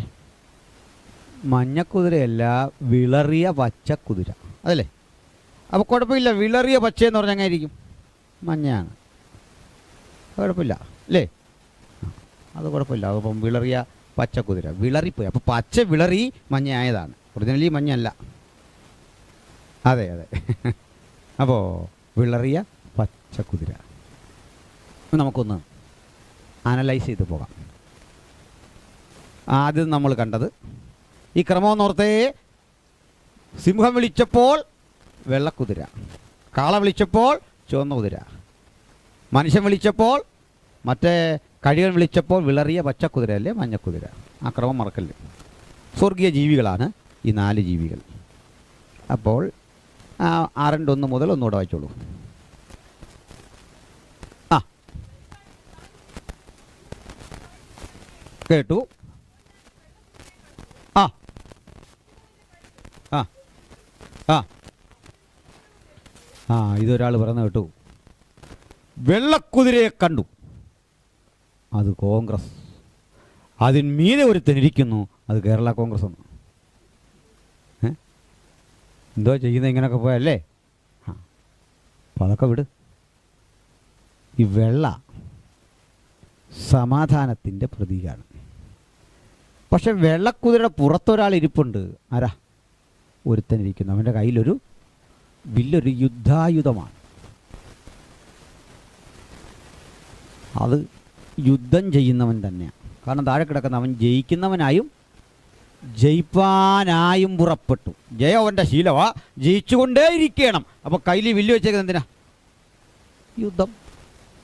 സമാധാനമാണ് പറയുന്നത്, പക്ഷെ കയ്യിലിരിക്കുന്നത് എന്താ? വില്ല്. ഞാനിതോടത്ത് ക്ലാസ് എടുത്തപ്പോൾ ഒരാൾ പറഞ്ഞു, ശ്രദ്ധിച്ചവിടെ വായിക്കാത്തതുകൊണ്ടാണ്, അവൻ്റെ കയ്യിൽ വില്ലേ ഉള്ളൂ, അമ്പില്ല. ഞാൻ പറഞ്ഞാൽ ഇപ്പോൾ അമ്പുണ്ടെന്ന് എഴുതേണ്ട കാര്യമില്ലല്ലോ അല്ലേ? വില്ലും കൊണ്ട് വന്നു എന്ന് പറഞ്ഞാൽ നമുക്ക് മനസ്സിലാക്കില്ലേ? വാൾ കൊണ്ട് വന്നെന്ന് പറഞ്ഞാൽ പരിചയം ഉണ്ടെന്ന് മനസ്സിലാക്കിക്കോണം അല്ലേ? അല്ലെങ്കിൽ അവൻ അനുഭവിച്ചോളും, പരിചയമില്ലാതെ ആളും കൊണ്ട് ചെന്നാൽ അല്ലേ? പുള്ളി സമ്മതിക്കില്ല. ചോദിച്ചു ബൈബിളിലുള്ള പോലെ പറയണം, അവിടെ വില്ലില്ല, അമ്പില്ല. ഞാൻ കൊടുത്തൊരു മറുപടി, യോഹന്നാൻ ഒട്ടക രോമം കൊണ്ടുള്ള ഉടുപ്പ്, അരയിൽ തോൽവാറുമായിരുന്നു വേഷം. പാൻ്റ് ഇട്ടതായിട്ട് ബാക്കിയുണ്ടോ? ഇത് ചോദിക്കേ, ബാക്കി എഴുതിയിട്ടുണ്ടോ? പിന്നീട് അവളോട് അഹങ്കാരം പറയാനല്ല തന്നോട് പറഞ്ഞതെന്ന്. പിന്നെ എന്നാ പറയുന്നത്, ഞാൻ അത് വിട്ടു, വേറൊരെണ്ണം പറയാം. അഹങ്കാരമില്ല, അത് അഹങ്കാരമില്ലാത്തൊരു കാര്യം പറയാം. പത്രോസ് സംസാരിപ്പാൻ വായ തുറന്നു, അടച്ചതായിട്ടൊരു വാക്യമില്ല. ഇരിക്കുകയാണോ പത്രോസ്? പുള്ളി പറഞ്ഞു, ഇയാളോടൊന്നും സംസാരിച്ചിട്ട് കാര്യമില്ല, ഞാൻ പോവാന്ന് പറഞ്ഞു. എന്തോ ചെയ്യുന്നത് ഇങ്ങനെയൊക്കെ വന്നാൽ? ഒരു കാര്യം എഴുതിയാൽ അങ്ങനെയാണോ അതിൻ്റെ പൊരുൾ കണ്ടുപിടിക്കുന്നത്? അവൻ്റെ കയ്യിൽ ഒരു വില്ലുണ്ട്, അതിങ്ങനെ കാണിച്ചുകൊണ്ട് നടക്കുകയാണോ? യുദ്ധം ചെയ്യാനാ വില്ല്. അവൻ ജയിക്കുന്നവൻ. അപ്പോൾ എവിടെ ജയിക്കണമെങ്കിൽ ഒരു മത്സരമില്ലേ? ജയിക്കുന്നവനായും ജയിപ്പാനായും പുറപ്പെട്ടു. അതാ കണ്ടത്. വളരെ പ്രസക്തമായ ഒരു പ്രശ്നത്തിലേക്കാണ് നമ്മളിനി പോകുന്നത്. പ്രിയരേ, നമ്മുടെ കർത്താവായ യേശു ക്രിസ്തു ഇഹലോകത്തിലേക്ക് വരുന്നതിന് മുമ്പ്, അഥവാ ജനിക്കുന്നതിന് മുമ്പ്, യേശുവിനും അവിടുത്തെ സുവിശേഷത്തിനും വരാൻ കഴിയും വിധം പ്രബലമായ ഒരന്തരീക്ഷം ഈ ഭൂമിയിൽ സംജാതമായി. ഒറ്റവകിൽ പറഞ്ഞാൽ 4 സാമ്രാജ്യങ്ങൾ ചേർന്ന് യേശുവിന് വഴിയൊരുക്കി. നമ്മൾ പറഞ്ഞാൽ അത് ഏതൊക്കെയാണ്? Babylon, Medo Persia, Greece, Rome. ഇവ റെഡിയാക്കിയ വിളനിലത്തിലേക്കാണ് യേശു പ്രവർത്തിക്കാൻ വരുന്നത്, അപ്പോസ്തലന്മാർ പ്രവർത്തിച്ചത്. ഓക്കെ, ഇന്നും സൂക്ഷ്മതയോടെ നോക്കിയാൽ യേശുവിൻ്റെ 2ാം വരവിന് സംജാതമാകും വിധം ലോകം പാകമായി കിടക്കുന്ന കാഴ്ച കാണാം. അടുത്ത നിമിഷത്തിൽ യേശുവിന് വരാം. ആ വിധത്തിൽ ലോകം പാകമായി കിടക്കുന്ന ഒരു കാഴ്ചയാണ് നമ്മുടെ കൺമുമ്പിൽ നമ്മൾ കാണുന്നത്. മനസ്സിലായല്ലോ? 4 ലോകശക്തികൾ ലോകത്തെ ഇളക്കി മറിച്ച് നമ്മുടെ മുമ്പിൽ ഉഴുതു മറിച്ചിട്ടിരിക്കുകയാണ് ഇന്ന്. ഈ പുതുയുഗത്തിലെ, ഈ കാലഘട്ടത്തിലെ ഏറ്റവും പ്രബലമായ ശക്തി, ജനാധിപത്യ കാലത്തെ ഏറ്റവും പ്രബലമായ ശക്തി വൈറ്റ്സിൻ്റെ പവറാണ്. വെള്ളക്കാരൻ്റെ പവറാണ്. വൈറ്റിൻ്റെ കയ്യിലാണ് ലോകാധിപത്യം. ഒറ്റ വാക്കി പറഞ്ഞാൽ പാശ്ചാത്യരാണ് ലോകത്തിൻ്റെ ആധിപത്യം കൈയാളിയിട്ടുള്ളത്. അങ്ങനെയല്ലേ? എന്നാ കുറ്റം പറഞ്ഞാലും അവൻ്റെ ഇല്ല ലോകത്തിൻ്റെ ആധിപത്യം. ആയുധശക്തിയും സാമ്പത്തിക ശക്തിയുമൊക്കെ ആരുടെ കയ്യിലാണ്? വൈറ്റ്സിൻ്റെ കയ്യിലാണ്. ഈ വൈറ്റ്സ് എന്ന് പറയുന്നതിൻ്റെ ആ ജനിതക രഹസ്യം തേടിച്ചെന്നാൽ അവരെ മനസ്സിലാകുന്നു ബ്രിട്ടനാണ് ഈ കാലഘട്ടത്തിൽ ലോകത്തിൻ്റെ ശക്തി. അപ്പോൾ ചോദിക്കുന്ന ബ്രിട്ടൻ അധപ്പതിച്ചു. ശരിയാണ്, ബ്രിട്ടൻ തന്നെയാണ് അമേരിക്ക എന്നറിയാമല്ലോ വംശീയമായിട്ട്. എന്താ കാര്യം? ബ്രിട്ടനിൽ നിന്ന് സമാധാനം കിട്ടാതെ ആട്ടിപ്പായിച്ച പിൽഗ്രിം ഫാദേഴ്സ് മൈഗ്രേറ്റ് ചെയ്താണ് അമേരിക്ക. അങ്ങനല്ലേ? പ്യൂരിറ്റൻസിൻ്റെ അതാണ്. ഈ ബ്രിട്ടനിൽ ഒത്തിരി തല്ലിപ്പൊളിയായ ആളുകളുണ്ടായിരുന്നു. ഗുണ്ടകളും ആക്രമണകാരികളുമായ മോശപ്പെട്ട മനുഷ്യരുണ്ടായിരുന്നു. അവരെ കൊണ്ട് ആർക്കും ശല്യമില്ലാതെ തട്ടിയ ഏകാന്ത ദ്വീപാണ് ഓസ്ട്രേലിയ. അതിനാ മക്കളെ വിക്കറ്റ് വീഴുമ്പോൾ അവന് തെറി പറയുന്നു. മനസ്സിലായില്ലേ? കാരണം എന്താ? തല്ലിപ്പൊളികളെല്ലാം കൂടെ തട്ടി എവിടാ? ഓസ്ട്രേലിയ. അങ്ങനെ സ്പെയിനും ഒക്കെ പഠിച്ചാൽ ഇങ്ങനെ ചരിത്രം ഒറ്റയാക്കി പറഞ്ഞാൽ വൈറ്റ്സ് അതിൻ്റെ വേര് ബ്രിട്ടനാണ്. ഓക്കെ, ബ്രിട്ടൻ വൈറ്റ്സിൻ്റെ പവർ. ഈ ബ്രിട്ടൻ അല്ലെങ്കിൽ സായിപ്പ് അമേരിക്ക ലോകത്തോട് മുഴുവൻ പറഞ്ഞ എന്താണ്? സമാധാനം. വന്നതെല്ലാം വെള്ളക്കുതിരയുടെ പുറത്താണ്. പക്ഷെ ചെയ്തതെല്ലാം യുദ്ധം. അഫ്ഗാനെ ഉഴുതുമുറിച്ചു, വിയറ്റ്നാമിനെ ചാമ്പലാക്കി, ഇറാഖിനെ കാൽക്കീഴാക്കി, ലോകാധിപത്യം പിടിച്ചെടുത്തു. ഇനി അത്ഭുതകരമായൊരു കാഴ്ച. ഗ്രേറ്റ് ബ്രിട്ടൻ്റെ ദേശീയ ചിഹ്നം എന്താ അറിയോ? അല്ല. ഗ്രേറ്റ് ബ്രിട്ടൻ്റെ ചിഹ്നം അല്ല, അമേരിക്കയുടെയാണ്. സിംഹമാണ്. ഗ്രേറ്റ് ബ്രിട്ടൻ്റെ ചിഹ്നം സിംഹമാണ്. ഇവിടെ നിന്നൊരു സിംഹം വിളിക്കുക, വരിക. അത് സ്വർഗീയ ജീവി. അതിൻ്റെ വ്യാഖ്യാനം ഞാൻ പിന്നെ പറയാം. കേവലം ഒരു സിംഹമല്ല. അതവിടെ നിൽക്കട്ടെ. പാശ്ചാത്യ ശക്തികൾ പുതുയുഗത്തിൽ ലോകത്തിൻ്റെ 3/4 വിഴുങ്ങി അവരുടെ പക്കൽ വെച്ചു. ഇന്ത്യ വരെ തൊട്ടടുത്ത്. ഈ ശക്തി ഇങ്ങനെ ഉലകത്തെ വിറപ്പിച്ചു ജയിക്കുന്നവനായും ജയിപ്പാനായും പുറപ്പെട്ടപ്പോൾ അവനെ സ്തംഭിപ്പിച്ചുകൊണ്ട് ഒരു 2ാം ശക്തി ലോകത്തുടലെടുത്തു. 1ാം ശക്തി വെളുപ്പായിരുന്നു. സായിപ്പിൻ്റെ വീക്ഷണവും അവൻ്റെ കാഴ്ചപ്പാടുകളെല്ലാം സമാധാനമാണ് പറഞ്ഞെങ്കിലും യുദ്ധം ചെയ്തു. വെളുപ്പാണ് അവൻ്റെ നിറം. അവൻ്റെ ചിഹ്നം സിംഹമാണ്. അവൻ്റെ ആധിപത്യം മുഴു ലോകത്തിലുമുണ്ടായി. അവനെ അമ്പരപ്പിച്ചുകൊണ്ടൊരു 2ാം ശക്തി ലോകത്തുടലെടുത്തു. ആ ശക്തിയെ വിളിച്ചതൊരു കാളയാണ്. കാളമുഖമുള്ള ഈ ജീവി വിളിച്ചു, വരിക. വന്നതാരാന്നറിയണ്ടേ? ഒരു ചുവന്ന കുതിര. കാള എന്തിൻ്റെ പ്രതീകമാണ്?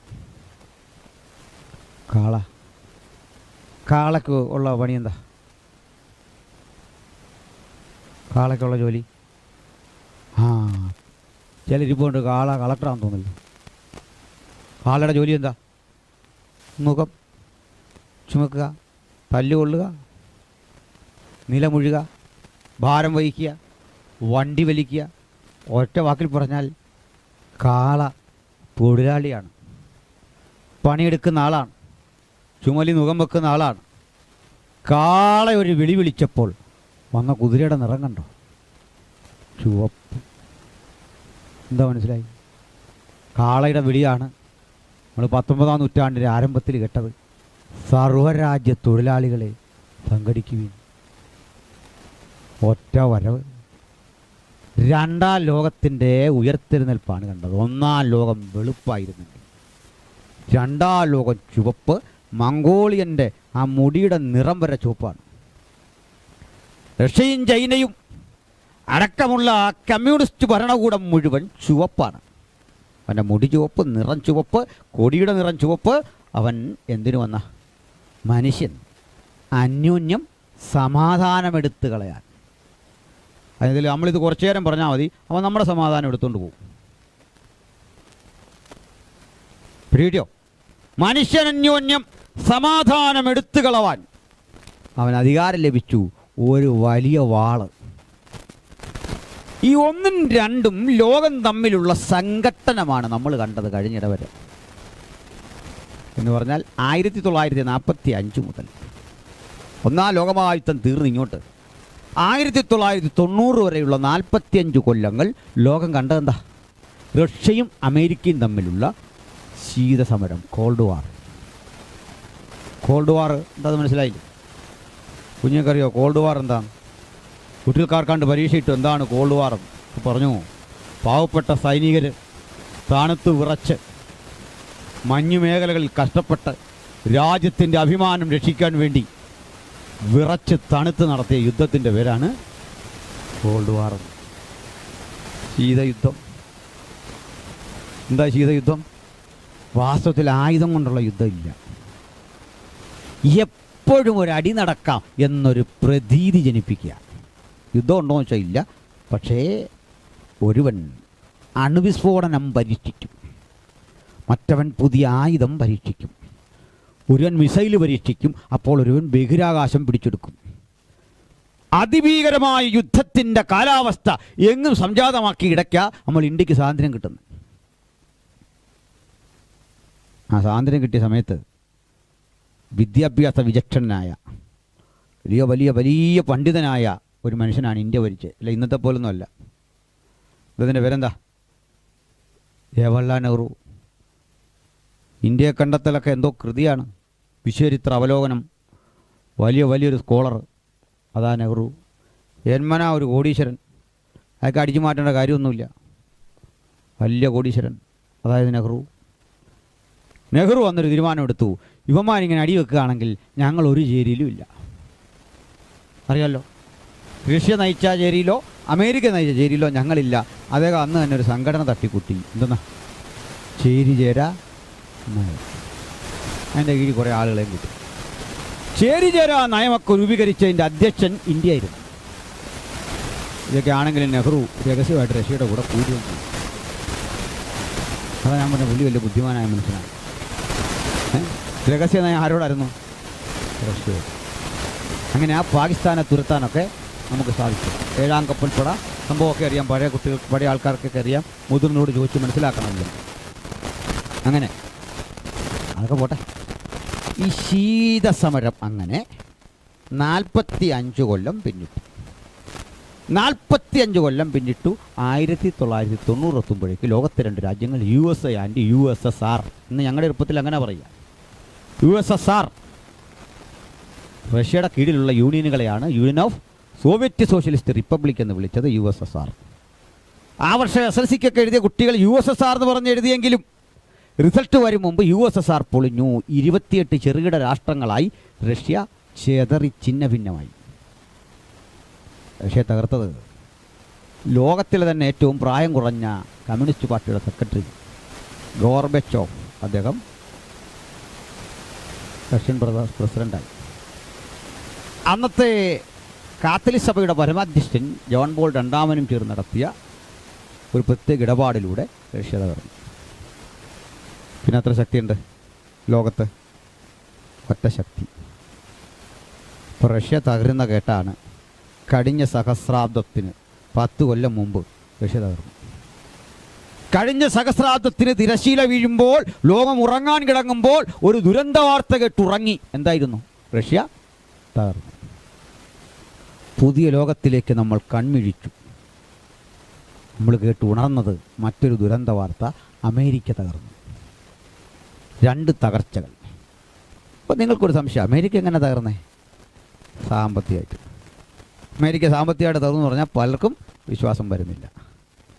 നിങ്ങൾക്കറിയാമോ, അമേരിക്കയേക്കാൾ വലിയ സമ്പന്ന രാജ്യം ഇന്ത്യയാണെന്നുള്ള സത്യം? അതെങ്ങനെ? ഇന്ത്യയിലെ ഏറ്റവും വലിയ സമ്പന്നൻ അംബാനിയല്ല, ആസിം പ്രേംജിയോ ഒന്നുമല്ല. പിന്നെ ആരാ?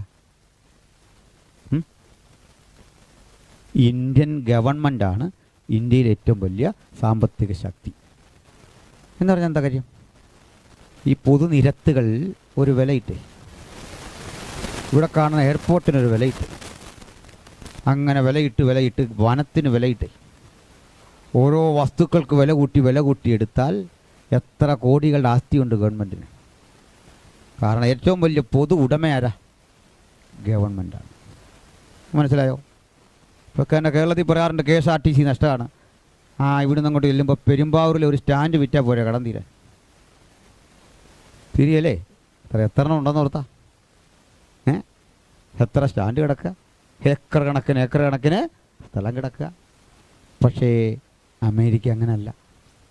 ഗവൺമെൻറ്റിന് സ്വന്തമായി ഒരു പെട്ടിക്കട പോലും ഇല്ല. എല്ലാം പ്രൈവറ്റാണ്. ഇപ്പം മനസ്സിലായോ? പിടിയിട്ടോ?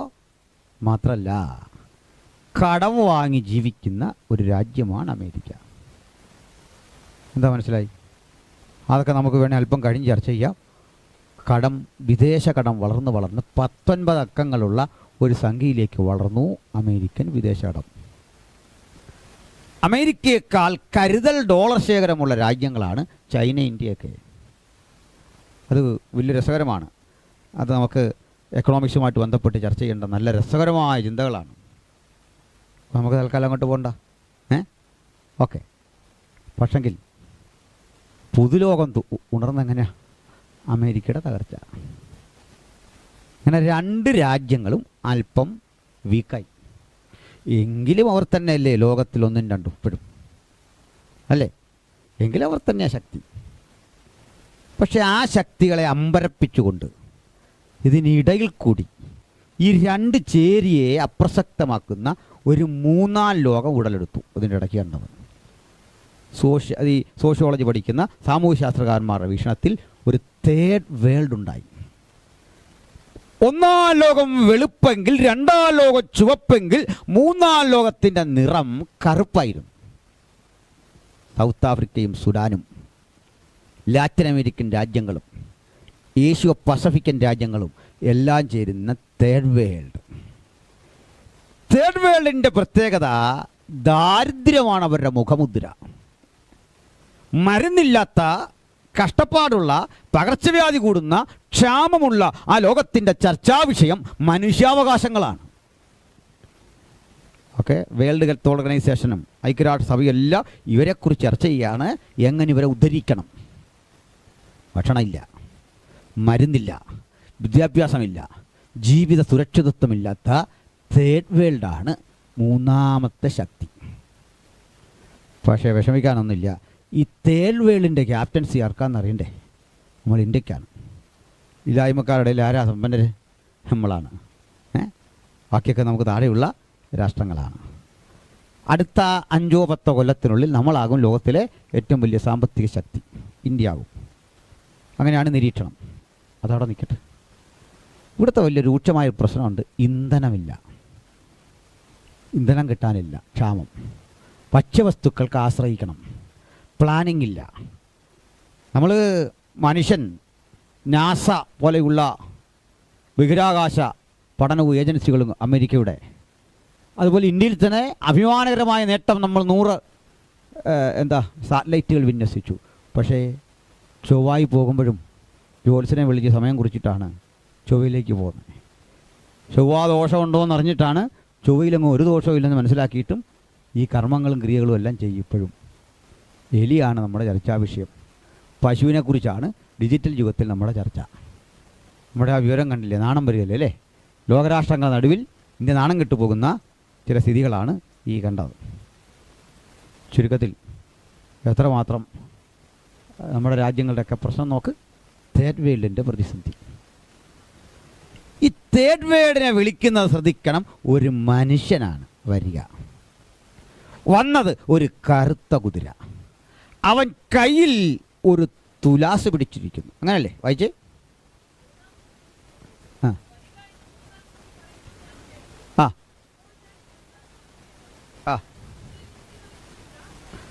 തുലാസ് എന്ന് പറഞ്ഞാൽ പുതിയ കുഞ്ഞുങ്ങൾക്കൊന്നും അറിയത്തില്ല. ഇപ്പോൾ എല്ലാം ഇങ്ങനത്തെ ഡിജിറ്റൽ ആയതുകൊണ്ടല്ലേ ഇങ്ങനെ പിടിക്കുന്നേ. ത്രാസ്. അപ്പോൾ അത് കൈ പിടിച്ചിരിക്കുന്നുണ്ട്. അപ്പോൾ ജീവികളുടെ നടുവിൽ എങ്ങനെയാണ് വാക്കി വെച്ച് പണത്തിന്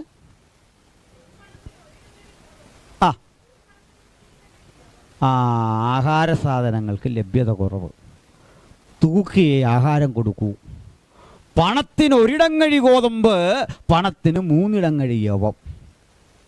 അപകടം അതല്ല. പക്ഷേ അയ്യോ എണ്ണ ഇന്ധനത്തിൻ്റെ പ്രതീകമാണ്. അധികം തീർക്കരുതെന്ന്. ഇന്ധനം അധികം തീർക്കരുത്. പാചകവാതകം അധികം സിലിണ്ടർ കിട്ടൂല. സൂക്ഷിച്ച് ചിലവാക്കാവൂ. 4-5 എണ്ണമൊക്കെ കിട്ടൂ. വർഷത്തിൽ സൂക്ഷിക്കണം. തേർഡ് വേൾഡിൻ്റെ പ്രശ്നമാണ്.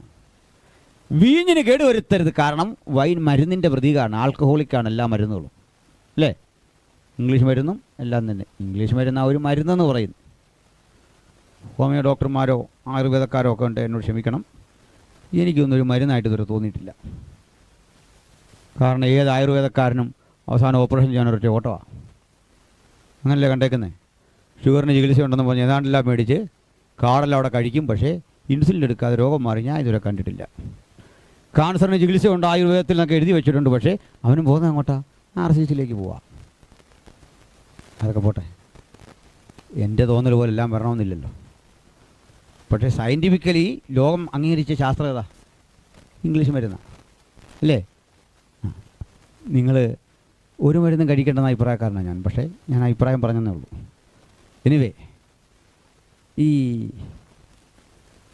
മരുന്നിനും എണ്ണയ്ക്കും കേടുവരുത്തരുതെന്ന് ജീവികളുടെ നാലിൻ്റെയും നടുവിൽ നിന്ന് ഒരു ശബ്ദം. ഇതായിപ്പോൾ കേട്ടത്. ഇത് മനസ്സിലാക്കേണ്ടത് 3 ലോക രാജ്യങ്ങളുടെ ഭക്ഷ്യക്ഷാമം, 3 ലോക രാജ്യങ്ങളുടെ മരുന്നിൻ്റെ ആവശ്യകത, പോപ്പുലേഷൻ കൂടുതൽ, ആകെ അസ്വസ്ഥത നിറഞ്ഞ 3 ലോകം. ഇനി അടുത്തതാണ് പ്രധാനം. അങ്ങോട്ട് പോകാം. 4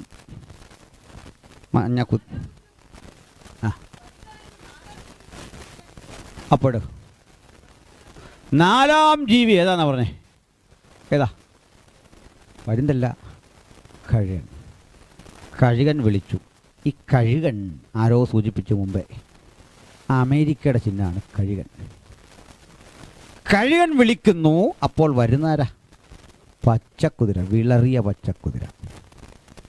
പച്ച ലോക മത തീവ്രവാദത്തിൻ്റെ ചിഹ്നമാണ്. ഒരു കാര്യം തറപ്പിച്ച് പറയാം, മുസ്ലിങ്ങളിൽ ധാരാളം നല്ല മനുഷ്യർ, മഹാഭൂരിപക്ഷം നല്ല മനുഷ്യരാണ്. അവരെല്ലാം ടെററിസ്റ്റുകളാണോ? ആണോ? പക്ഷെ ടെററിസ്റ്റുകൾ ഭൂരിപക്ഷമാരാ? അത് മുസ്ലിംസാ. ശരിയാണോ? ടെററിസ്റ്റുകൾ മഹാഭൂരിപക്ഷമാരാ? അവരാണ് തീവ്രവാദികൾ. ISIS, Lashkar E Taiba. അപ്പം ചെറുതും വലുതുമായ ഒത്തിരി സംഭവങ്ങളുണ്ടല്ലേ. കലാലയത്തിൽ പഠിക്കുന്ന കുഞ്ഞിൻ്റെ ടിഫിൻ ബോക്സിനുള്ളിൽ മാരക ബോംബ് വെച്ച് അടച്ചു വിടുക, കുഞ്ഞും സാറും ക്ലാസ്സും കൂടി ഒരുമിച്ച് തകരുക, വിമാനം റാഞ്ചിക്കൊണ്ടുപോവുക, ഹോട്ടലുകൾ കടന്നു പിടിക്കുക, പാർലമെൻറ്റിൽ ആക്രമണം നടത്തുക, മനുഷ്യനെ കൊല്ലുക. എത്ര ഹീനമാണ്! മനുഷ്യനെ കൊല്ലുമ്പോൾ ആ കൊല്ലുന്നവന് കിട്ടുന്നത് സുന്ദരിയായൊരു ഭാര്യയെ കിട്ടുമെന്ന് പറഞ്ഞ സ്വർഗത്തിൽ. 72 പേരെ, ഒരാളെയല്ലേ, 72 പേരെ. ബോധമുള്ളവനാണേ പറയും, ഇവിടെ ഒരു കല്യാണം കഴിച്ചിട്ട് അവരെയും കൊണ്ട് ജീവിക്കാൻ എങ്ങനെയാ നമ്മൾ പാടുപെടുന്നതെന്നുള്ള കാര്യം അനുഭവിക്കുന്നതിനെ എൻ്റെ വിഷമം അറിയത്തുള്ളൂ. പള്ളി മിണ്ടാതിരിക്കുന്നുണ്ടെങ്കിലും എനിക്ക് ആ മർമ്മത്തിൻ്റെ രഹസ്യം മനസ്സിലാവും. അപ്പോട്ടെ, അപ്പോഴാ 72 ഹൂറിമാരെ, സുന്ദരിമാരെ അവിടെ ഭാര്യയായിട്ട് കിട്ടും. മദ്യം ഒഴുകുന്ന നദികൾ, ഇതൊക്കെയാണ് ഇസ്ലാം വെളിപ്പെടുത്തുന്ന ആ സ്വർഗം. അതെന്തു ആകട്ടെ, അപ്പം നമുക്ക് അതിലൊന്നും തർക്കമില്ല. പക്ഷേ ഈ ഇസ്ലാമിക തീവ്രവാദം വളർന്നപ്പോൾ ആ തീവ്രവാദത്തിൻ്റെ ഇരകളാണ് ഇന്ത്യ പോലുള്ള രാജ്യങ്ങൾ. ശക്തിമത്തായൊരു ഇരയായിരുന്നു അമേരിക്ക. അപ്പോൾ ഇന്ത്യയും അമേരിക്കയും തമ്മിലൊക്കെ ഉള്ള ഒരു ബന്ധം കണ്ടില്ലേ? എന്താ അടുത്ത തീരുമാനം? തീവ്രവാദം തുരത്താൻ പ്രതിജ്ഞാബദ്ധമായ ഒരു രാജ്യം മുമ്പോട്ട് വന്നു. ആരാ? അമേരിക്ക. അമേരിക്ക തീവ്രവാദം തുരത്താൻ ശക്തിപ്പെട്ടു വന്നപ്പോൾ തീവ്രവാദത്തിൻ്റെ പഴയ വീര്യം കിട്ടു. ശരിയല്ലേ? പഴയ പോലില്ല. കാരണം ലഷ്കർ ഇ തോയ്ബയെ തകർത്തു, ലാദനെ കൊന്നു, ഐസിസിനെ തകർത്തു, ഉരുതപ്പെട്ട ഭീകര സംഘടനകളെല്ലാം അമർച്ച ചെയ്തു, ഒതുക്കി പരുവപ്പെടുത്തിയപ്പോൾ പച്ചയുടെ വീര്യം കെട്ടു മഞ്ഞയായി. ശരിയാണോ? പക്ഷെ ഒന്നുകൂടെ ശ്രദ്ധിച്ചാൽ മനസ്സിലാവും. അതുകൊണ്ട് പ്രതീക്ഷിക്കാൻ വകുന്നില്ല. ഈ അടിച്ചേൽപ്പിക്കുന്ന ഏത് നിയന്ത്രണവും ഒരു ദിവസം പൊട്ടിപ്പുറപ്പെടും. ഇപ്പോൾ മനസ്സിലായോ? ഇല്ല. ഇപ്പോൾ നമ്മൾ ഈ കുഞ്ഞുങ്ങളെയൊക്കെ കൊച്ചു പിള്ളേരിടിപ്പുണ്ട് 3-4 പേര്. ഇവരോട് സ്കൂളിൽ മിസ് പറയും മിണ്ടരുത്, ചിരിക്കരുത്, കരയരുത്, അനങ്ങരുതെന്ന് പറഞ്ഞാൽ ഇരുത്തേക്കാൻ അവർ ഇരിക്കുകയും ചെയ്യും. 4 മണിയാകുമ്പോൾ ഒരു കൂട്ടവല്ലടിക്കുമ്പോൾ ഈ കുഞ്ഞുങ്ങൾ ആദ്യം ചെയ്യുന്നത് എന്താ? ഒരു കൂവിച്ചയാണ്. അവരാ കൂവിയത് ആരെയാണെന്നറിയോ? വ്യവസ്ഥിതിയെ മുഴുവൻ കൂവി പരിഹസിച്ചു. മന്ത്രിയെയും വിദ്യാഭ്യാസ വകുപ്പിനെയും മാതാപിതാക്കളെയും ടീച്ചറെ എല്ലാം കൂടെ ഒറ്റയ്ക്ക് പ്രതിരോധിക്കുന്ന ശബ്ദമാക്കട്ടെ. പിടിച്ചു കിട്ടി നിൽക്കുമോ? കൂവിക്കോട് സഞ്ചി എടുത്തിട്ട് ഒറ്റ ഓട്ടോ കാണിച്ചു തരാമെന്നുള്ള നിലയിൽ ആണെന്ന് വളർന്നോട്ടെന്ന്. ഇതായി അടിച്ചേൽപ്പിക്കുന്ന സമാധാനം ഒരു ദിവസം പൊട്ടിപ്പുറപ്പെടും. അവിടെ കിടക്കുക പാതാളം അവരെ പിന്തുടർന്നു. കുഴിയെടുക്കാൻ നേരമില്ലാത്തതുകൊണ്ട് ഇങ്ങോട്ട് തട്ടിക്കൊള്ളാൻ ശവക്കുഴി പിന്തുടർന്നു. മരണം ശേഷം മനുഷ്യർക്ക് ഭൂമിയിലെ കാട്ടുമൃഗങ്ങളെ കൊണ്ട്, അങ്ങനല്ലേ വായിച്ച്? ആ ആ ആ ആ ആ കാട്ടുമൃഗം. പണ്ടൊക്കെ കാട്ടുമൃഗം എന്ന് കേട്ടാൽ നമുക്ക് അത്ഭുതമായിരുന്നു. ഇപ്പം ഈ മുംബൈയിലെ താനെ പൂനെ റോഡിൽ അതിൻ്റെ സൈഡിൽ വനമില്ലേ, അവിടെ സിംഹമില്ലേ, വലിയ ഹിംസ ജീവികൾ ഇതുപോലൊരു മഹാനഗരത്തിൻ്റെ അരികിലുണ്ടെന്ന് പറഞ്ഞാൽ ആരാ വിശ്വസിക്കുക? മൃഗങ്ങളുടെയൊക്കെ എണ്ണം പെരുക. കാട്ടുമൃഗങ്ങൾ മനുഷ്യനെ ഉപദ്രവിക്കാൻ കഴിയും വിധം. മൃഗങ്ങളുടെ അവകാശം മനുഷ്യൻ പരിപാലിക്കുന്നു, മനുഷ്യൻ്റെ അവകാശം പരിപാലിക്കപ്പെടുന്നില്ല. കാട്ടുമൃഗങ്ങൾ, നായ്ക്കൾ, പേപിടിച്ച മൃഗങ്ങൾ, ഇവയൊക്കെ ഇന്ന് മനുഷ്യൻ പൂജിക്കുന്ന നിലയിലേക്ക് എത്തി. ഞങ്ങൾ ഈ വനപ്രദേശത്താണ് പാർക്കുന്ന നാട്ടിൽ. നിങ്ങളുടെ MLA PC ജോർജാണ്. ചിലരെങ്കിലും അറിയും, അദ്ദേഹത്തെ അറിയാത്തൊരു കുറവാണ്. അപ്പോൾ അവിടെ ഈ പേപ്പട്ടിയുടെ ശല്യം വല്ലാതായി. ആ പുള്ളിക്കാരൻ അതിൻ്റെ ആ ചർച്ചയ്ക്ക് വന്നു. അപ്പോൾ ആരോ ഈ പട്ടി സ്നേഹികളെല്ലാം കൂടെ എഴുന്നേറ്റ് പറഞ്ഞു, മനേകാ ഗാന്ധി പറഞ്ഞു, അങ്ങനെ പറഞ്ഞു, ഇങ്ങനെ പറഞ്ഞു. പുള്ളി പറഞ്ഞൊരു കാര്യം ചെയ്യും, ഈ പേപ്പട്ടിയെല്ലാം അവിടെ പിടിച്ച് കിട്ടി തീവണ്ടി ബുക്ക് ചെയ്ത് അവിടെ വീട്ടിലോട്ട് വിടും, അവളുകൊണ്ട് വളർത്തട്ടെന്ന്. 3-4 വണ്ടി ബുക്ക് ചെയ്തിട്ട് ഈ പട്ടിയെല്ലാം കയറ്റി നേരെ അവരുടെ വീട്ടിലോട്ട് വിടാം, അവർ കൊണ്ട് വളർത്തണം. കാരണം ഈ നായ്ക്കളെ സംരക്ഷിക്കാൻ കുറേ പേര് പതാകയൊക്കെ ആയിട്ട് ഇങ്ങനെ നിൽക്കുക. ഇവിടെ പോക്കോണമെന്ന് എൻ്റെ മുമ്പിൽ നിന്ന് ഓടിക്കോണമെന്ന് പറഞ്ഞു. മനുഷ്യാവകാശങ്ങളില്ല, മൃഗങ്ങൾക്ക് അവകാശം, അങ്ങനെ ലോകം. പക്ഷേ ബൈബിൾ ഇത് നേരത്തെ കണ്ടു, ഇത്തരം ലോകം. ശേഷം മനുഷ്യർക്ക് ഭൂമിയിലെ കാട്ടുമൃഗങ്ങളെ കൊണ്ട് മരണം വന്നു. അപ്പം 4ാമത്തെ മുദ്ര വരുത പൊട്ടുക. അതവിടെ നിൽക്കട്ടെ. ഇനി മുതലുള്ളത് കടുത്ത ദൈവിക ന്യായവിധിയാണ്. 5ാം മുദ്ര മറ്റൊരു സംഭവമാണ്. അറുക്കപ്പെട്ടവരുടെ ആത്മാക്കളെ യാഗപീഠത്തിന് കീഴിൽ കണ്ടു. അത് മറ്റൊരു സംഭവമാണ്. അത് എക്കാലഘട്ടത്തിലുമുള്ള രക്തസാക്ഷികൾക്ക് പ്രത്യേക പരിഗണന കർത്താവ് കൊടുത്തിരിക്കുകയാണ്. അവരവിടെ കിടക്കട്ടെ. ഇനിയുള്ളത് സൂര്യൻ കരിമ്പടം പോലെ കറുക്കുന്ന 6ാം മുദ്രയാണ്. അപ്പോൾ 6ാം അധ്യായം സംഭവബഹുലമാണ്. ഞാനീ പറഞ്ഞത് ഇതാ മുദ്രകളെല്ലാം ഭേദിച്ചോ എന്ന് ചോദിച്ചാൽ ഇല്ല. ഇതൊരു സൂചന തരികയാണ്. ഈ 4 ജീവികൾ സ്വർഗീയ ജീവികളല്ലേ? അതെങ്ങനെ ഭൂമിയിലെ രാഷ്ട്രങ്ങളോട് തുലനം ചെയ്യാം? പറയാം. ഭൂമിയിൽ ഏത് രാജാവ് എപ്പോൾ ഭരിക്കണമെന്നും ഏത് രാഷ്ട്രം ആധിപത്യം ചെലുത്തണമെന്നും തീരുമാനിക്കുന്ന പരമാധികാരി ദൈവമാണ്. അവൻ തനിക്കിഷ്ടമുള്ളവർക്ക് രാജ്യത്വം ഏൽപ്പിക്കുന്നു എന്ന് ദൈവം. അത്യുന്നതൻ്റെ കൺട്രോളാണ് സകല ലോകത്തിലുമുള്ളത്. അതുകൊണ്ട് ഏതൊരു രാജ്യത്തിൻ്റെയും ഭരണാധികാരിയെ നിയമിക്കുന്നതിലും ആക്കുന്നതിലും അധികാരവർക്ക പരമാധികാരി ദൈവമാണ്. ദൈവത്തിൻ്റെ പരമാധികാരമാണ്, അവൻ്റെ കൺട്രോളിലാണ്. അപ്പോൾ ഈ പ്രപഞ്ചം മുഴുവൻ ഇങ്ങനെ കാത്തിരിക്കുന്നതെല്ലാം സൂചനകളാണ് ഇപ്പോൾ കിട്ടുന്നത്. 626 ഇപ്പോൾ വന്നോ? ഇല്ല, വന്നുകൊണ്ടിരിപ്പുണ്ട്. നമ്മുടെ കൺമുമ്പിൽ കാണാവുന്ന അനുഭവങ്ങളുണ്ട്. അത് പൂർണ്ണ ശക്തിയോടെ വന്നില്ല. മുദ്രാഭേദനങ്ങളുടെ സൂചനകൾ നമ്മുടെ കണ്ണിൻ്റെ മുമ്പിലുണ്ട്. അതിതാ പൂർണ്ണശക്തിയോടെ വരുന്ന ഒരു നിമിഷം വരും. പക്ഷേ ഭയപ്പെടാനൊന്നുമില്ല. ദൈവത്തിൻ്റെ സഭ, എൻ്റെ നാമത്തെ ഭയപ്പെടുന്ന നിങ്ങൾക്കോ നീതിസൂര്യൻ്റെ ഉദയം. അതാണ് ദൈവസഭയുടെ പ്രത്യാശ. അതുകൊണ്ട് ഒരു കാര്യം ദൈവമക്കൾ ഉറപ്പാക്കണം. ഹല്ലേലൂയ! തൻ്റെ മക്കൾക്ക് വേണ്ടിയുള്ള ദൈവത്തിൻ്റെ കരുതൽ ഒരു വശത്തും അതിൻ്റെ നിറവേറൽ നടന്നുകൊണ്ടിരിക്കെ, മറുതലക്കൽ നിന്ന് തൻ്റെ കാന്ത തന്നെത്താൻ ഒരുക്കുമ്പോൾ മറുവശത്ത് നിന്ന് സാത്താൻ ആധിപത്യത്തിന് വേണ്ടി ഒരു ലോകം ഒരുങ്ങുന്നു. ദൈവിക ന്യായവിധിക്ക് വേണ്ടി ഒരുങ്ങുന്നു. ലോകവും ദൈവത്തിൻ്റെ സഭയും ഒരുപോലെ ഒരുങ്ങുന്ന ഒരു കാലത്ത് നമ്മൾ വന്നെത്തിയിരിക്കുകയാണ്. അതുകൊണ്ട് നമ്മുടെ കർത്താവ് വരാറായി എന്നതാണ് ഈ സന്ദേശങ്ങളുടെ എല്ലാ സാരാംശം. സ്തോത്രം. അതോട് ബന്ധപ്പെട്ടുള്ള മറ്റ് ചില ലക്ഷണങ്ങളിലേക്കാണ് ഇനി നമ്മുടെ യാത്ര. ഓക്കെ. രാഷ്ട്രീയ മണ്ഡലത്തിൽ ചില മാറ്റങ്ങൾ യേശു കർത്താവ് പ്രവചിച്ചു. മത്തായിയുടെ സുവിശേഷം 24. ആത്മീക മണ്ഡലത്തിൽ ചില ലക്ഷണങ്ങൾ യേശു പ്രവചിച്ചു. മതമണ്ഡലത്തിൽ ചില മാറ്റങ്ങൾ നമ്മുടെ കർത്താവ് പ്രവചിച്ചു. അതുവഴി കൂടി ഒന്ന് പോകാം. മത്തായിയുടെ സുവിശേഷം 24:1 മുതൽ. ആ ആ ആ ആ ആ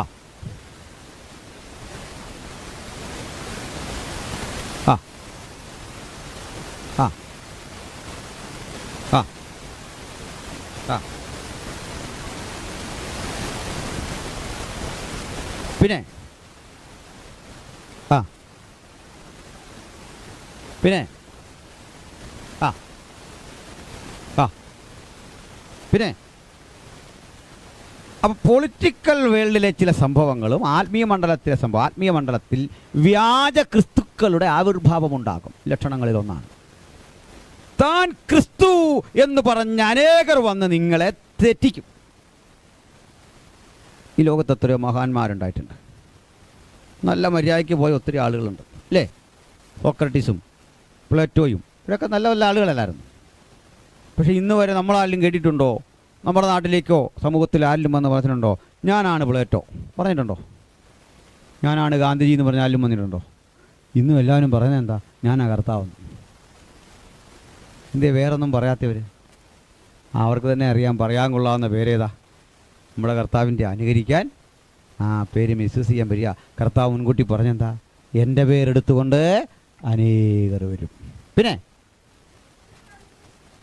ആ ആ അത് അവസാനമല്ല, ഇങ്ങനെ തുടക്കത്തിലേ ഇത് കാണിക്കും. പിന്നെ ഇതിക്കിടയ്ക്ക് നിങ്ങൾ യുദ്ധങ്ങളെയും യുദ്ധശ്രുതികളെയും കുറിച്ച് കേൾക്കും. യുദ്ധം കേൾക്കും, യുദ്ധമുണ്ടാകും എന്നൊരു ശ്രുതിയും കേൾക്കും. അത് അന്ത്യകാലത്തിൻ്റെ മറ്റൊരു ലക്ഷണം. എത്ര യുദ്ധങ്ങളും യുദ്ധശ്രുതികളും നമ്മൾ കേട്ടു. പിന്നെ ആ Nations against Nations, ethnic group against dum എന്ന് വെച്ചാൽ ഒരു ആഭ്യന്തര കലഹം നമ്മൾ കേൾക്കുമെന്ന് നമുക്കിപ്പോൾ തന്നെ കാണാൻ കഴിയുന്നേ.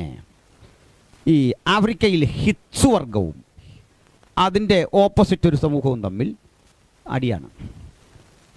ഇസ്ലാമിൽ സുന്നിയും ഷിയയും തമ്മിലുള്ള ആക്രമണമാണ്. ഒരു രാജ്യത്തിലെ രണ്ടു തരം ആളുകൾ തമ്മിലുള്ള സംഘടന. നമ്മുടെ ഇവിടെയൊക്കെ വലിയ പ്രശ്നം കഴിഞ്ഞിട്ടിരിക്കുകയാണ്. അടുത്ത കാലത്ത് നിരാകാര ഒക്കമ്പളുണ്ട്. ഞാൻ വന്നപ്പോൾ പാസ്റ്റോട് ചോദിക്കായിരുന്നു അതേക്കുറിച്ച്.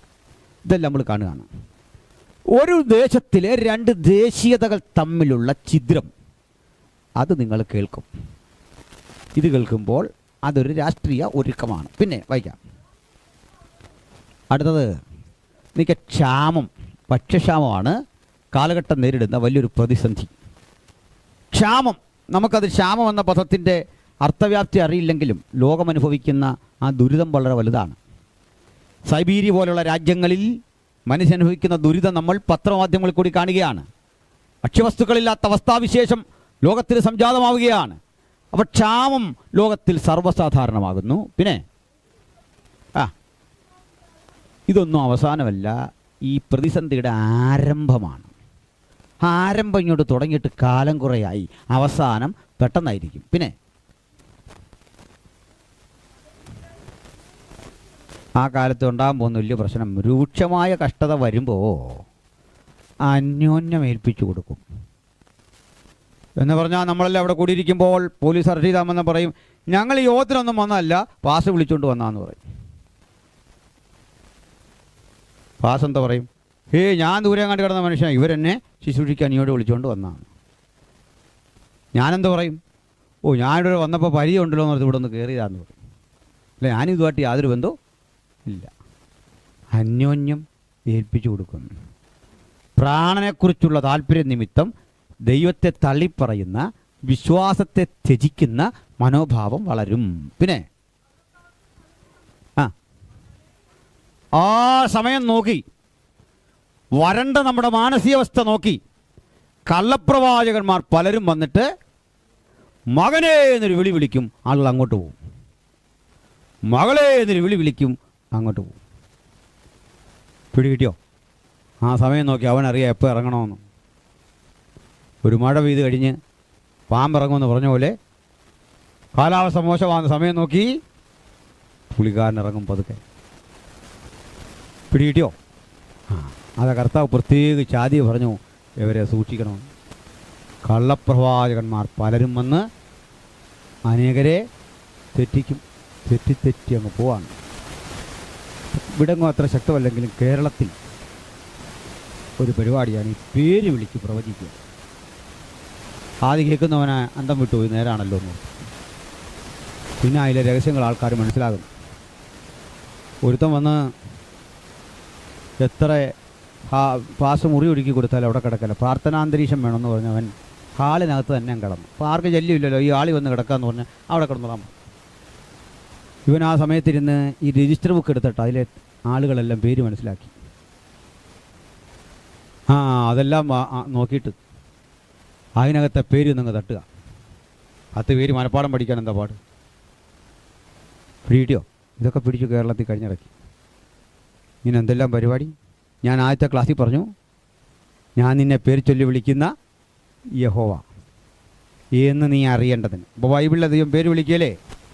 കോരശിൻ്റെ പേര് വിളിച്ചല്ലേ നമ്മൾ കഴിഞ്ഞ ദിവസം പറഞ്ഞേ? കോരശിൻ്റെ പേര് വിളിക്കും.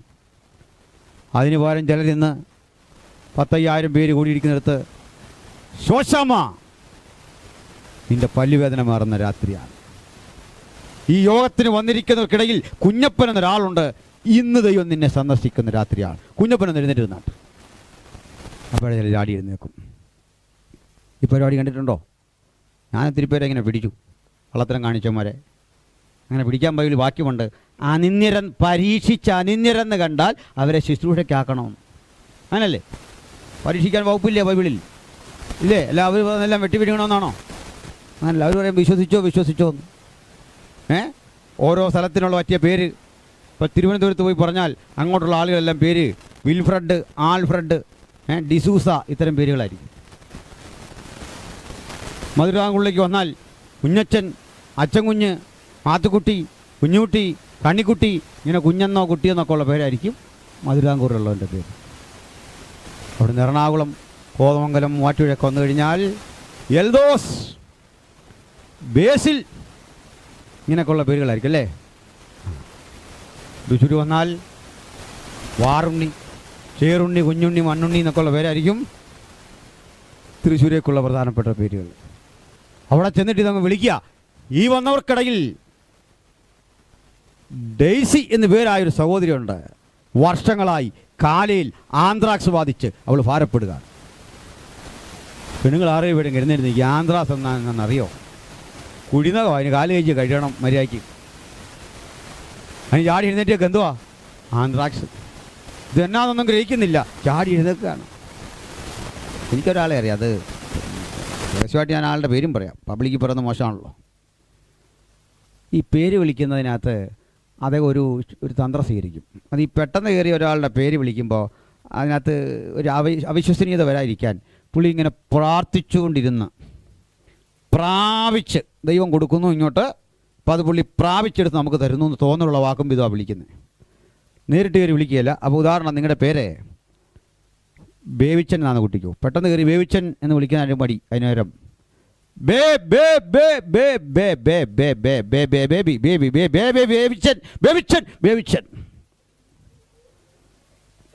എല്ലാം മനസ്സിലാവുന്നുണ്ടോ? ഇങ്ങനെ കയറി വിളിയാ. ഞാനിക്ക് കൈയോടെ പിടിച്ചോ അതിപ്പോൾ പറയുന്നില്ല, പേഴ്സണലി ചോദിച്ചാൽ പറയാം. ചുരുക്കി പറഞ്ഞാൽ ബേവിച്ചൻ ഒറ്റ ദൂതാണ്. കേൾക്കുന്നവൻ അന്തം പറഞ്ഞു പോലെ. പിടിയോ? ഇവരെയൊക്കെ സൂക്ഷിക്കാനാണ് പറഞ്ഞേ. ഉമ്മാരെ തിരുവെടുത്ത് വിളിച്ചെന്താ? കള്ളപ്രവാചകന്മാരെ സൂക്ഷിക്കണം. കള്ളപ്രവാചകന്മാരെ സൂക്ഷിക്കണം. ഇപ്പോൾ ഇവരുമായിട്ടൊക്കെ കണക്ഷൻ ഉള്ളവർ കാണും, എന്തോ വൈരാഗ്യമായിരിക്കും. എന്നോടൊന്ന് ആലോചിച്ച് നോക്കിക്കോ. കത്തിക്ക് കുത്താനുള്ള വൈരാഗ്യമല്ലേ? ഞാനൊരുത്തനെ പിടിച്ച കഥ ഭയങ്കര രസകരമാണ്. ഇത് എഴുതുകയും ചെയ്തു. ഞാൻ ജാലകത്തിൽ പത്രത്തിൽ എഴുതി. പേര് വെക്കാറില്ല. അവനും നമുക്ക് മനസ്സിലാകണമല്ലോ, നമ്മുടെ കർത്താവിൻ്റെ നാമം ദുഷിക്കുകയല്ലേ. അതുകൊണ്ട് ഇങ്ങനെ പറയാറില്ല, പേര് പറയില്ല. പക്ഷേ പേഴ്സണലി ചോദിച്ചാൽ പറയാം. കാരണം എന്താ? അവിടുത്തെ അപകടം ഉണ്ടെന്ന് അറിഞ്ഞിട്ട് പറഞ്ഞു കൊടുത്തില്ല, അത് മോശമല്ലേ? പിന്നെ പോകുന്നവൻ അനുഭവിച്ചോണോ? അതാ കാര്യം. സൂക്ഷിക്കണം ഇത്തരം കക്ഷികളെ. ഇതിൻ്റെ അർത്ഥം നമ്മുടെ ദൈവം സംസാരിക്കുകയല്ലെന്നോ തൻ്റെ ദാസന്മാരെ അയച്ച് നമുക്ക് വേണ്ട ദൂത് തരികയിലൊന്നുമില്ല. മനം തകർന്നിരിക്കുമ്പോൾ ദൈവം ആരെയൊക്കെയോ നമുക്ക് വേണ്ടി തട്ടി ഉണർത്തും. അങ്ങനെ നമുക്ക് അനുഭവമില്ലേ? ദൈവദാസനെ നിങ്ങൾക്ക് വേണ്ടി ഒന്ന് പ്രാർത്ഥിക്കാൻ എൻ്റെ ഉള്ളിൽ ആത്മാവ് ഹേമിക്കുന്നു, വിവരം എനിക്കറിയില്ല. ഇങ്ങനെ നമ്മൾ കേട്ടിട്ടില്ലേ? ദൈവശബ്ദം കേൾക്കാത്ത ഒരാൾ ഇവിടെ ഇരിപ്പില്ല. പേരും നാളും ഒന്നും അറിയാത്തവന് വേണ്ടിയൊക്കെ പ്രാർത്ഥിക്കാൻ ദൈവം ചിലപ്പോൾ നമ്മളെ ഒരുക്കും. ആ പ്രാർത്ഥനയിൽ നമ്മൾ കൃപാവര പ്രാർത്ഥന ഒന്നും ആയിരിക്കില്ല, പക്ഷേ ദൈവം അവൻ്റെ പ്രവൃത്തി അവിടെ ചെയ്യും. സ്തോത്രം. ഇപ്പോൾ ഈ വാട്സാപ്പും ഒക്കെ ഉള്ള ഒരു കാലം ഒത്തിരി അനുഗ്രഹമുണ്ട്. കഴിഞ്ഞ ദിവസം പറഞ്ഞ എൻ്റെ വിപരീത ദിശയിൽ ആളുകൾക്ക് ഈ പ്രാർത്ഥനാ സന്ദേശമൊക്കെ കൈമാറുമ്പോൾ ഒന്ന് ഏറ്റെടുത്ത് പ്രാർത്ഥിക്കുമ്പോൾ പ്രവർത്തിക്കുന്ന ഒരു യേശുവിൻ്റെ ചൈതന്യം നമുക്കെല്ലാം അനുഭവിക്കാനും ഒക്കെ സാധിക്കുന്നുണ്ട്. പ്രാർത്ഥനയുടെ അനുഭവമില്ലാത്ത ഒരാൾ ഇവിടെ ഇരിപ്പില്ല. ദൈവത്തിൻ്റെ ദൂത് കേൾക്കാത്ത ഒരാൾ ഇവിടെ ഇരിപ്പില്ല. ജനുവിനായുള്ള പ്രവചനം ഇന്ന് നിലനിൽക്കുന്നു എന്ന് വിശ്വസിച്ചേ പറ്റൂ. അത് കേൾക്കാനും അത് നിർവഹിക്കാനും എല്ലാം കർത്താവ് അനുമതിയും പ്രാപ്തിയും തരുന്നുണ്ട്. പക്ഷേ കള്ളപ്രവാചകനെ സൂക്ഷിക്കണം. അത് നമ്മുടെ നിലപാട്. അപ്പോൾ ഇത് അന്ത്യകാലത്തിൻ്റെ മറ്റൊരു ലക്ഷണമാണ്. അപ്പോൾ സ്പിരിച്വൽ മണ്ഡലത്തിൽ പിന്നൊക്കെ സംഭവിക്കുന്ന ഒന്ന് വിശ്വാസത്തിൻ്റെ ത്യജിക്കലാണ്. എൻ്റെ കാരണം പറയാം. അധർമ്മം പെരുകുന്നത് കൊണ്ട് അനേകരുടെ സ്നേഹം തണുക്കും. അപ്പോൾ ഞാൻ 3 ദിവസമായിട്ട് ഇവിടെ ഉണ്ട്. ഈ കുഞ്ഞുങ്ങളും കർത്താദാസനും ദാസിയൊക്കെ എനിക്ക് വേണ്ടി ഒത്തിരി കഷ്ടപ്പെടുകയാണ്. ഭക്ഷണം ഉണ്ടാക്കി പരിപാലിച്ചുമൊക്കെ. എൻ്റെ രീതിയിൽ നിന്ന്, സമീപനത്തിൽ നിന്ന് തിരിച്ചൊരു പ്രയാസം അല്ലെങ്കിൽ ഗസ്റ്റോ ആരെങ്കിലും ആകട്ടെ, ഇത് നാളുകളിൽ ഒരു പ്രവൃത്തി ചെയ്യുന്നതിൽ നിന്ന് സ്നേഹത്തെ തണുപ്പിക്കാൻ ഹേതുവാകും. ചിലർ തണുക്കില്ല. ഒത്തിരി ജീവിതാനുഭവമുള്ളവർക്ക് തണുപ്പില്ല.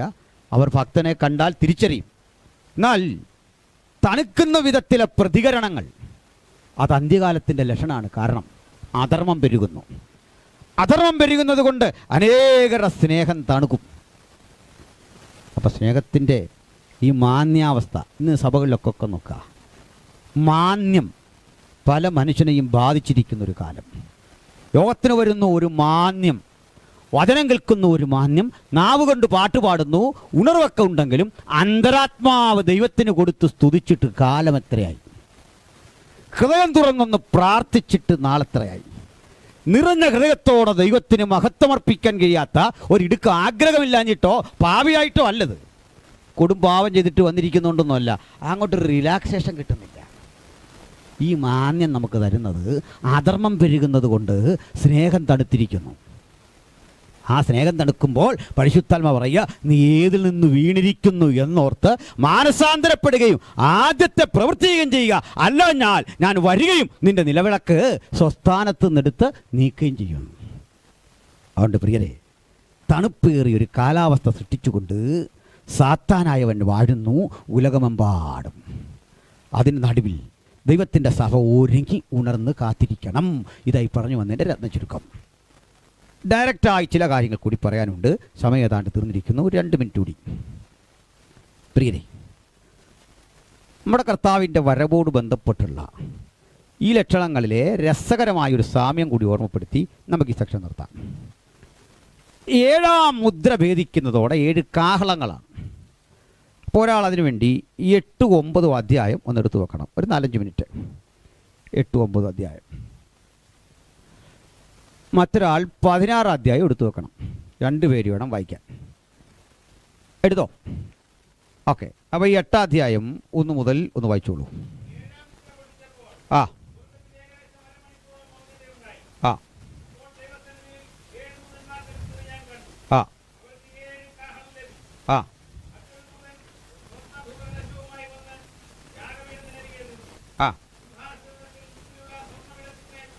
8-7 മുതൽ വായിച്ചോളൂ. 1-ാം കാഹളം. അപ്പോൾ 1-ാമത്തവനൂതി, അത് എളുപ്പം പഠിക്കാവുന്ന ഭാഗമാണ്. വേറൊരാൾ 16 എടുത്ത് വെച്ചോണം. 1-ാമത്തവനക്കാൻ്റെ കലശം ഒഴിച്ചു എന്നുള്ള എടുത്ത് വെച്ചോണം. ആദ്യത്തെ വായിച്ച് 8-7. എനിക്ക് 8-7 ആദ്യം. ആ ആ ആ ഭൂമിയിൽ 1/3 എന്ന് 1-ാം കാഹളം പ്രശ്നമുണ്ടാക്കിയത് ഭൂമിയിലാണെങ്കിൽ 1-ാം കലശം എന്ത് ചെയ്തു? 16 അതും ഭൂമിയിലാണ്. ഇനി 2-ാം കാഹളം വായിച്ച്. 2-ാം കാഹളം 2-ാമത്തെ ദൂതനൂതിയം. ആ മതി. രണ്ടാം കലശം വായിച്ച്. അപ്പോൾ അതും ഒന്നാമത്തത് ഭൂമിയിൽ, രണ്ടാമത്തത് കടലിൽ അഥവാ സമുദ്രത്തിൽ. ഇനി മൂന്നാം കാഹളം വായിച്ച്. ആ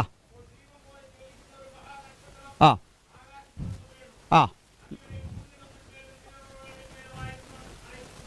ആ കാഞ്ഞിര നക്ഷത്രത്തിൻ്റെ പതനമാണ് മൂന്നാം കാഹളം. അപ്പോൾ മൂന്നാം കലശമോ? ആ മതി. ഇനി നാലാം കാഹളവും നാലാം കലശവും. ആ ആ ആ ആ അപ്പോൾ നാലാം കലശം മതി. അപ്പോൾ അഞ്ചാം കാഹളം. ആ ആ ആ ആ ആ അങ്ങനെ അഞ്ചാം കാഹളം, അഞ്ചാം കലശം.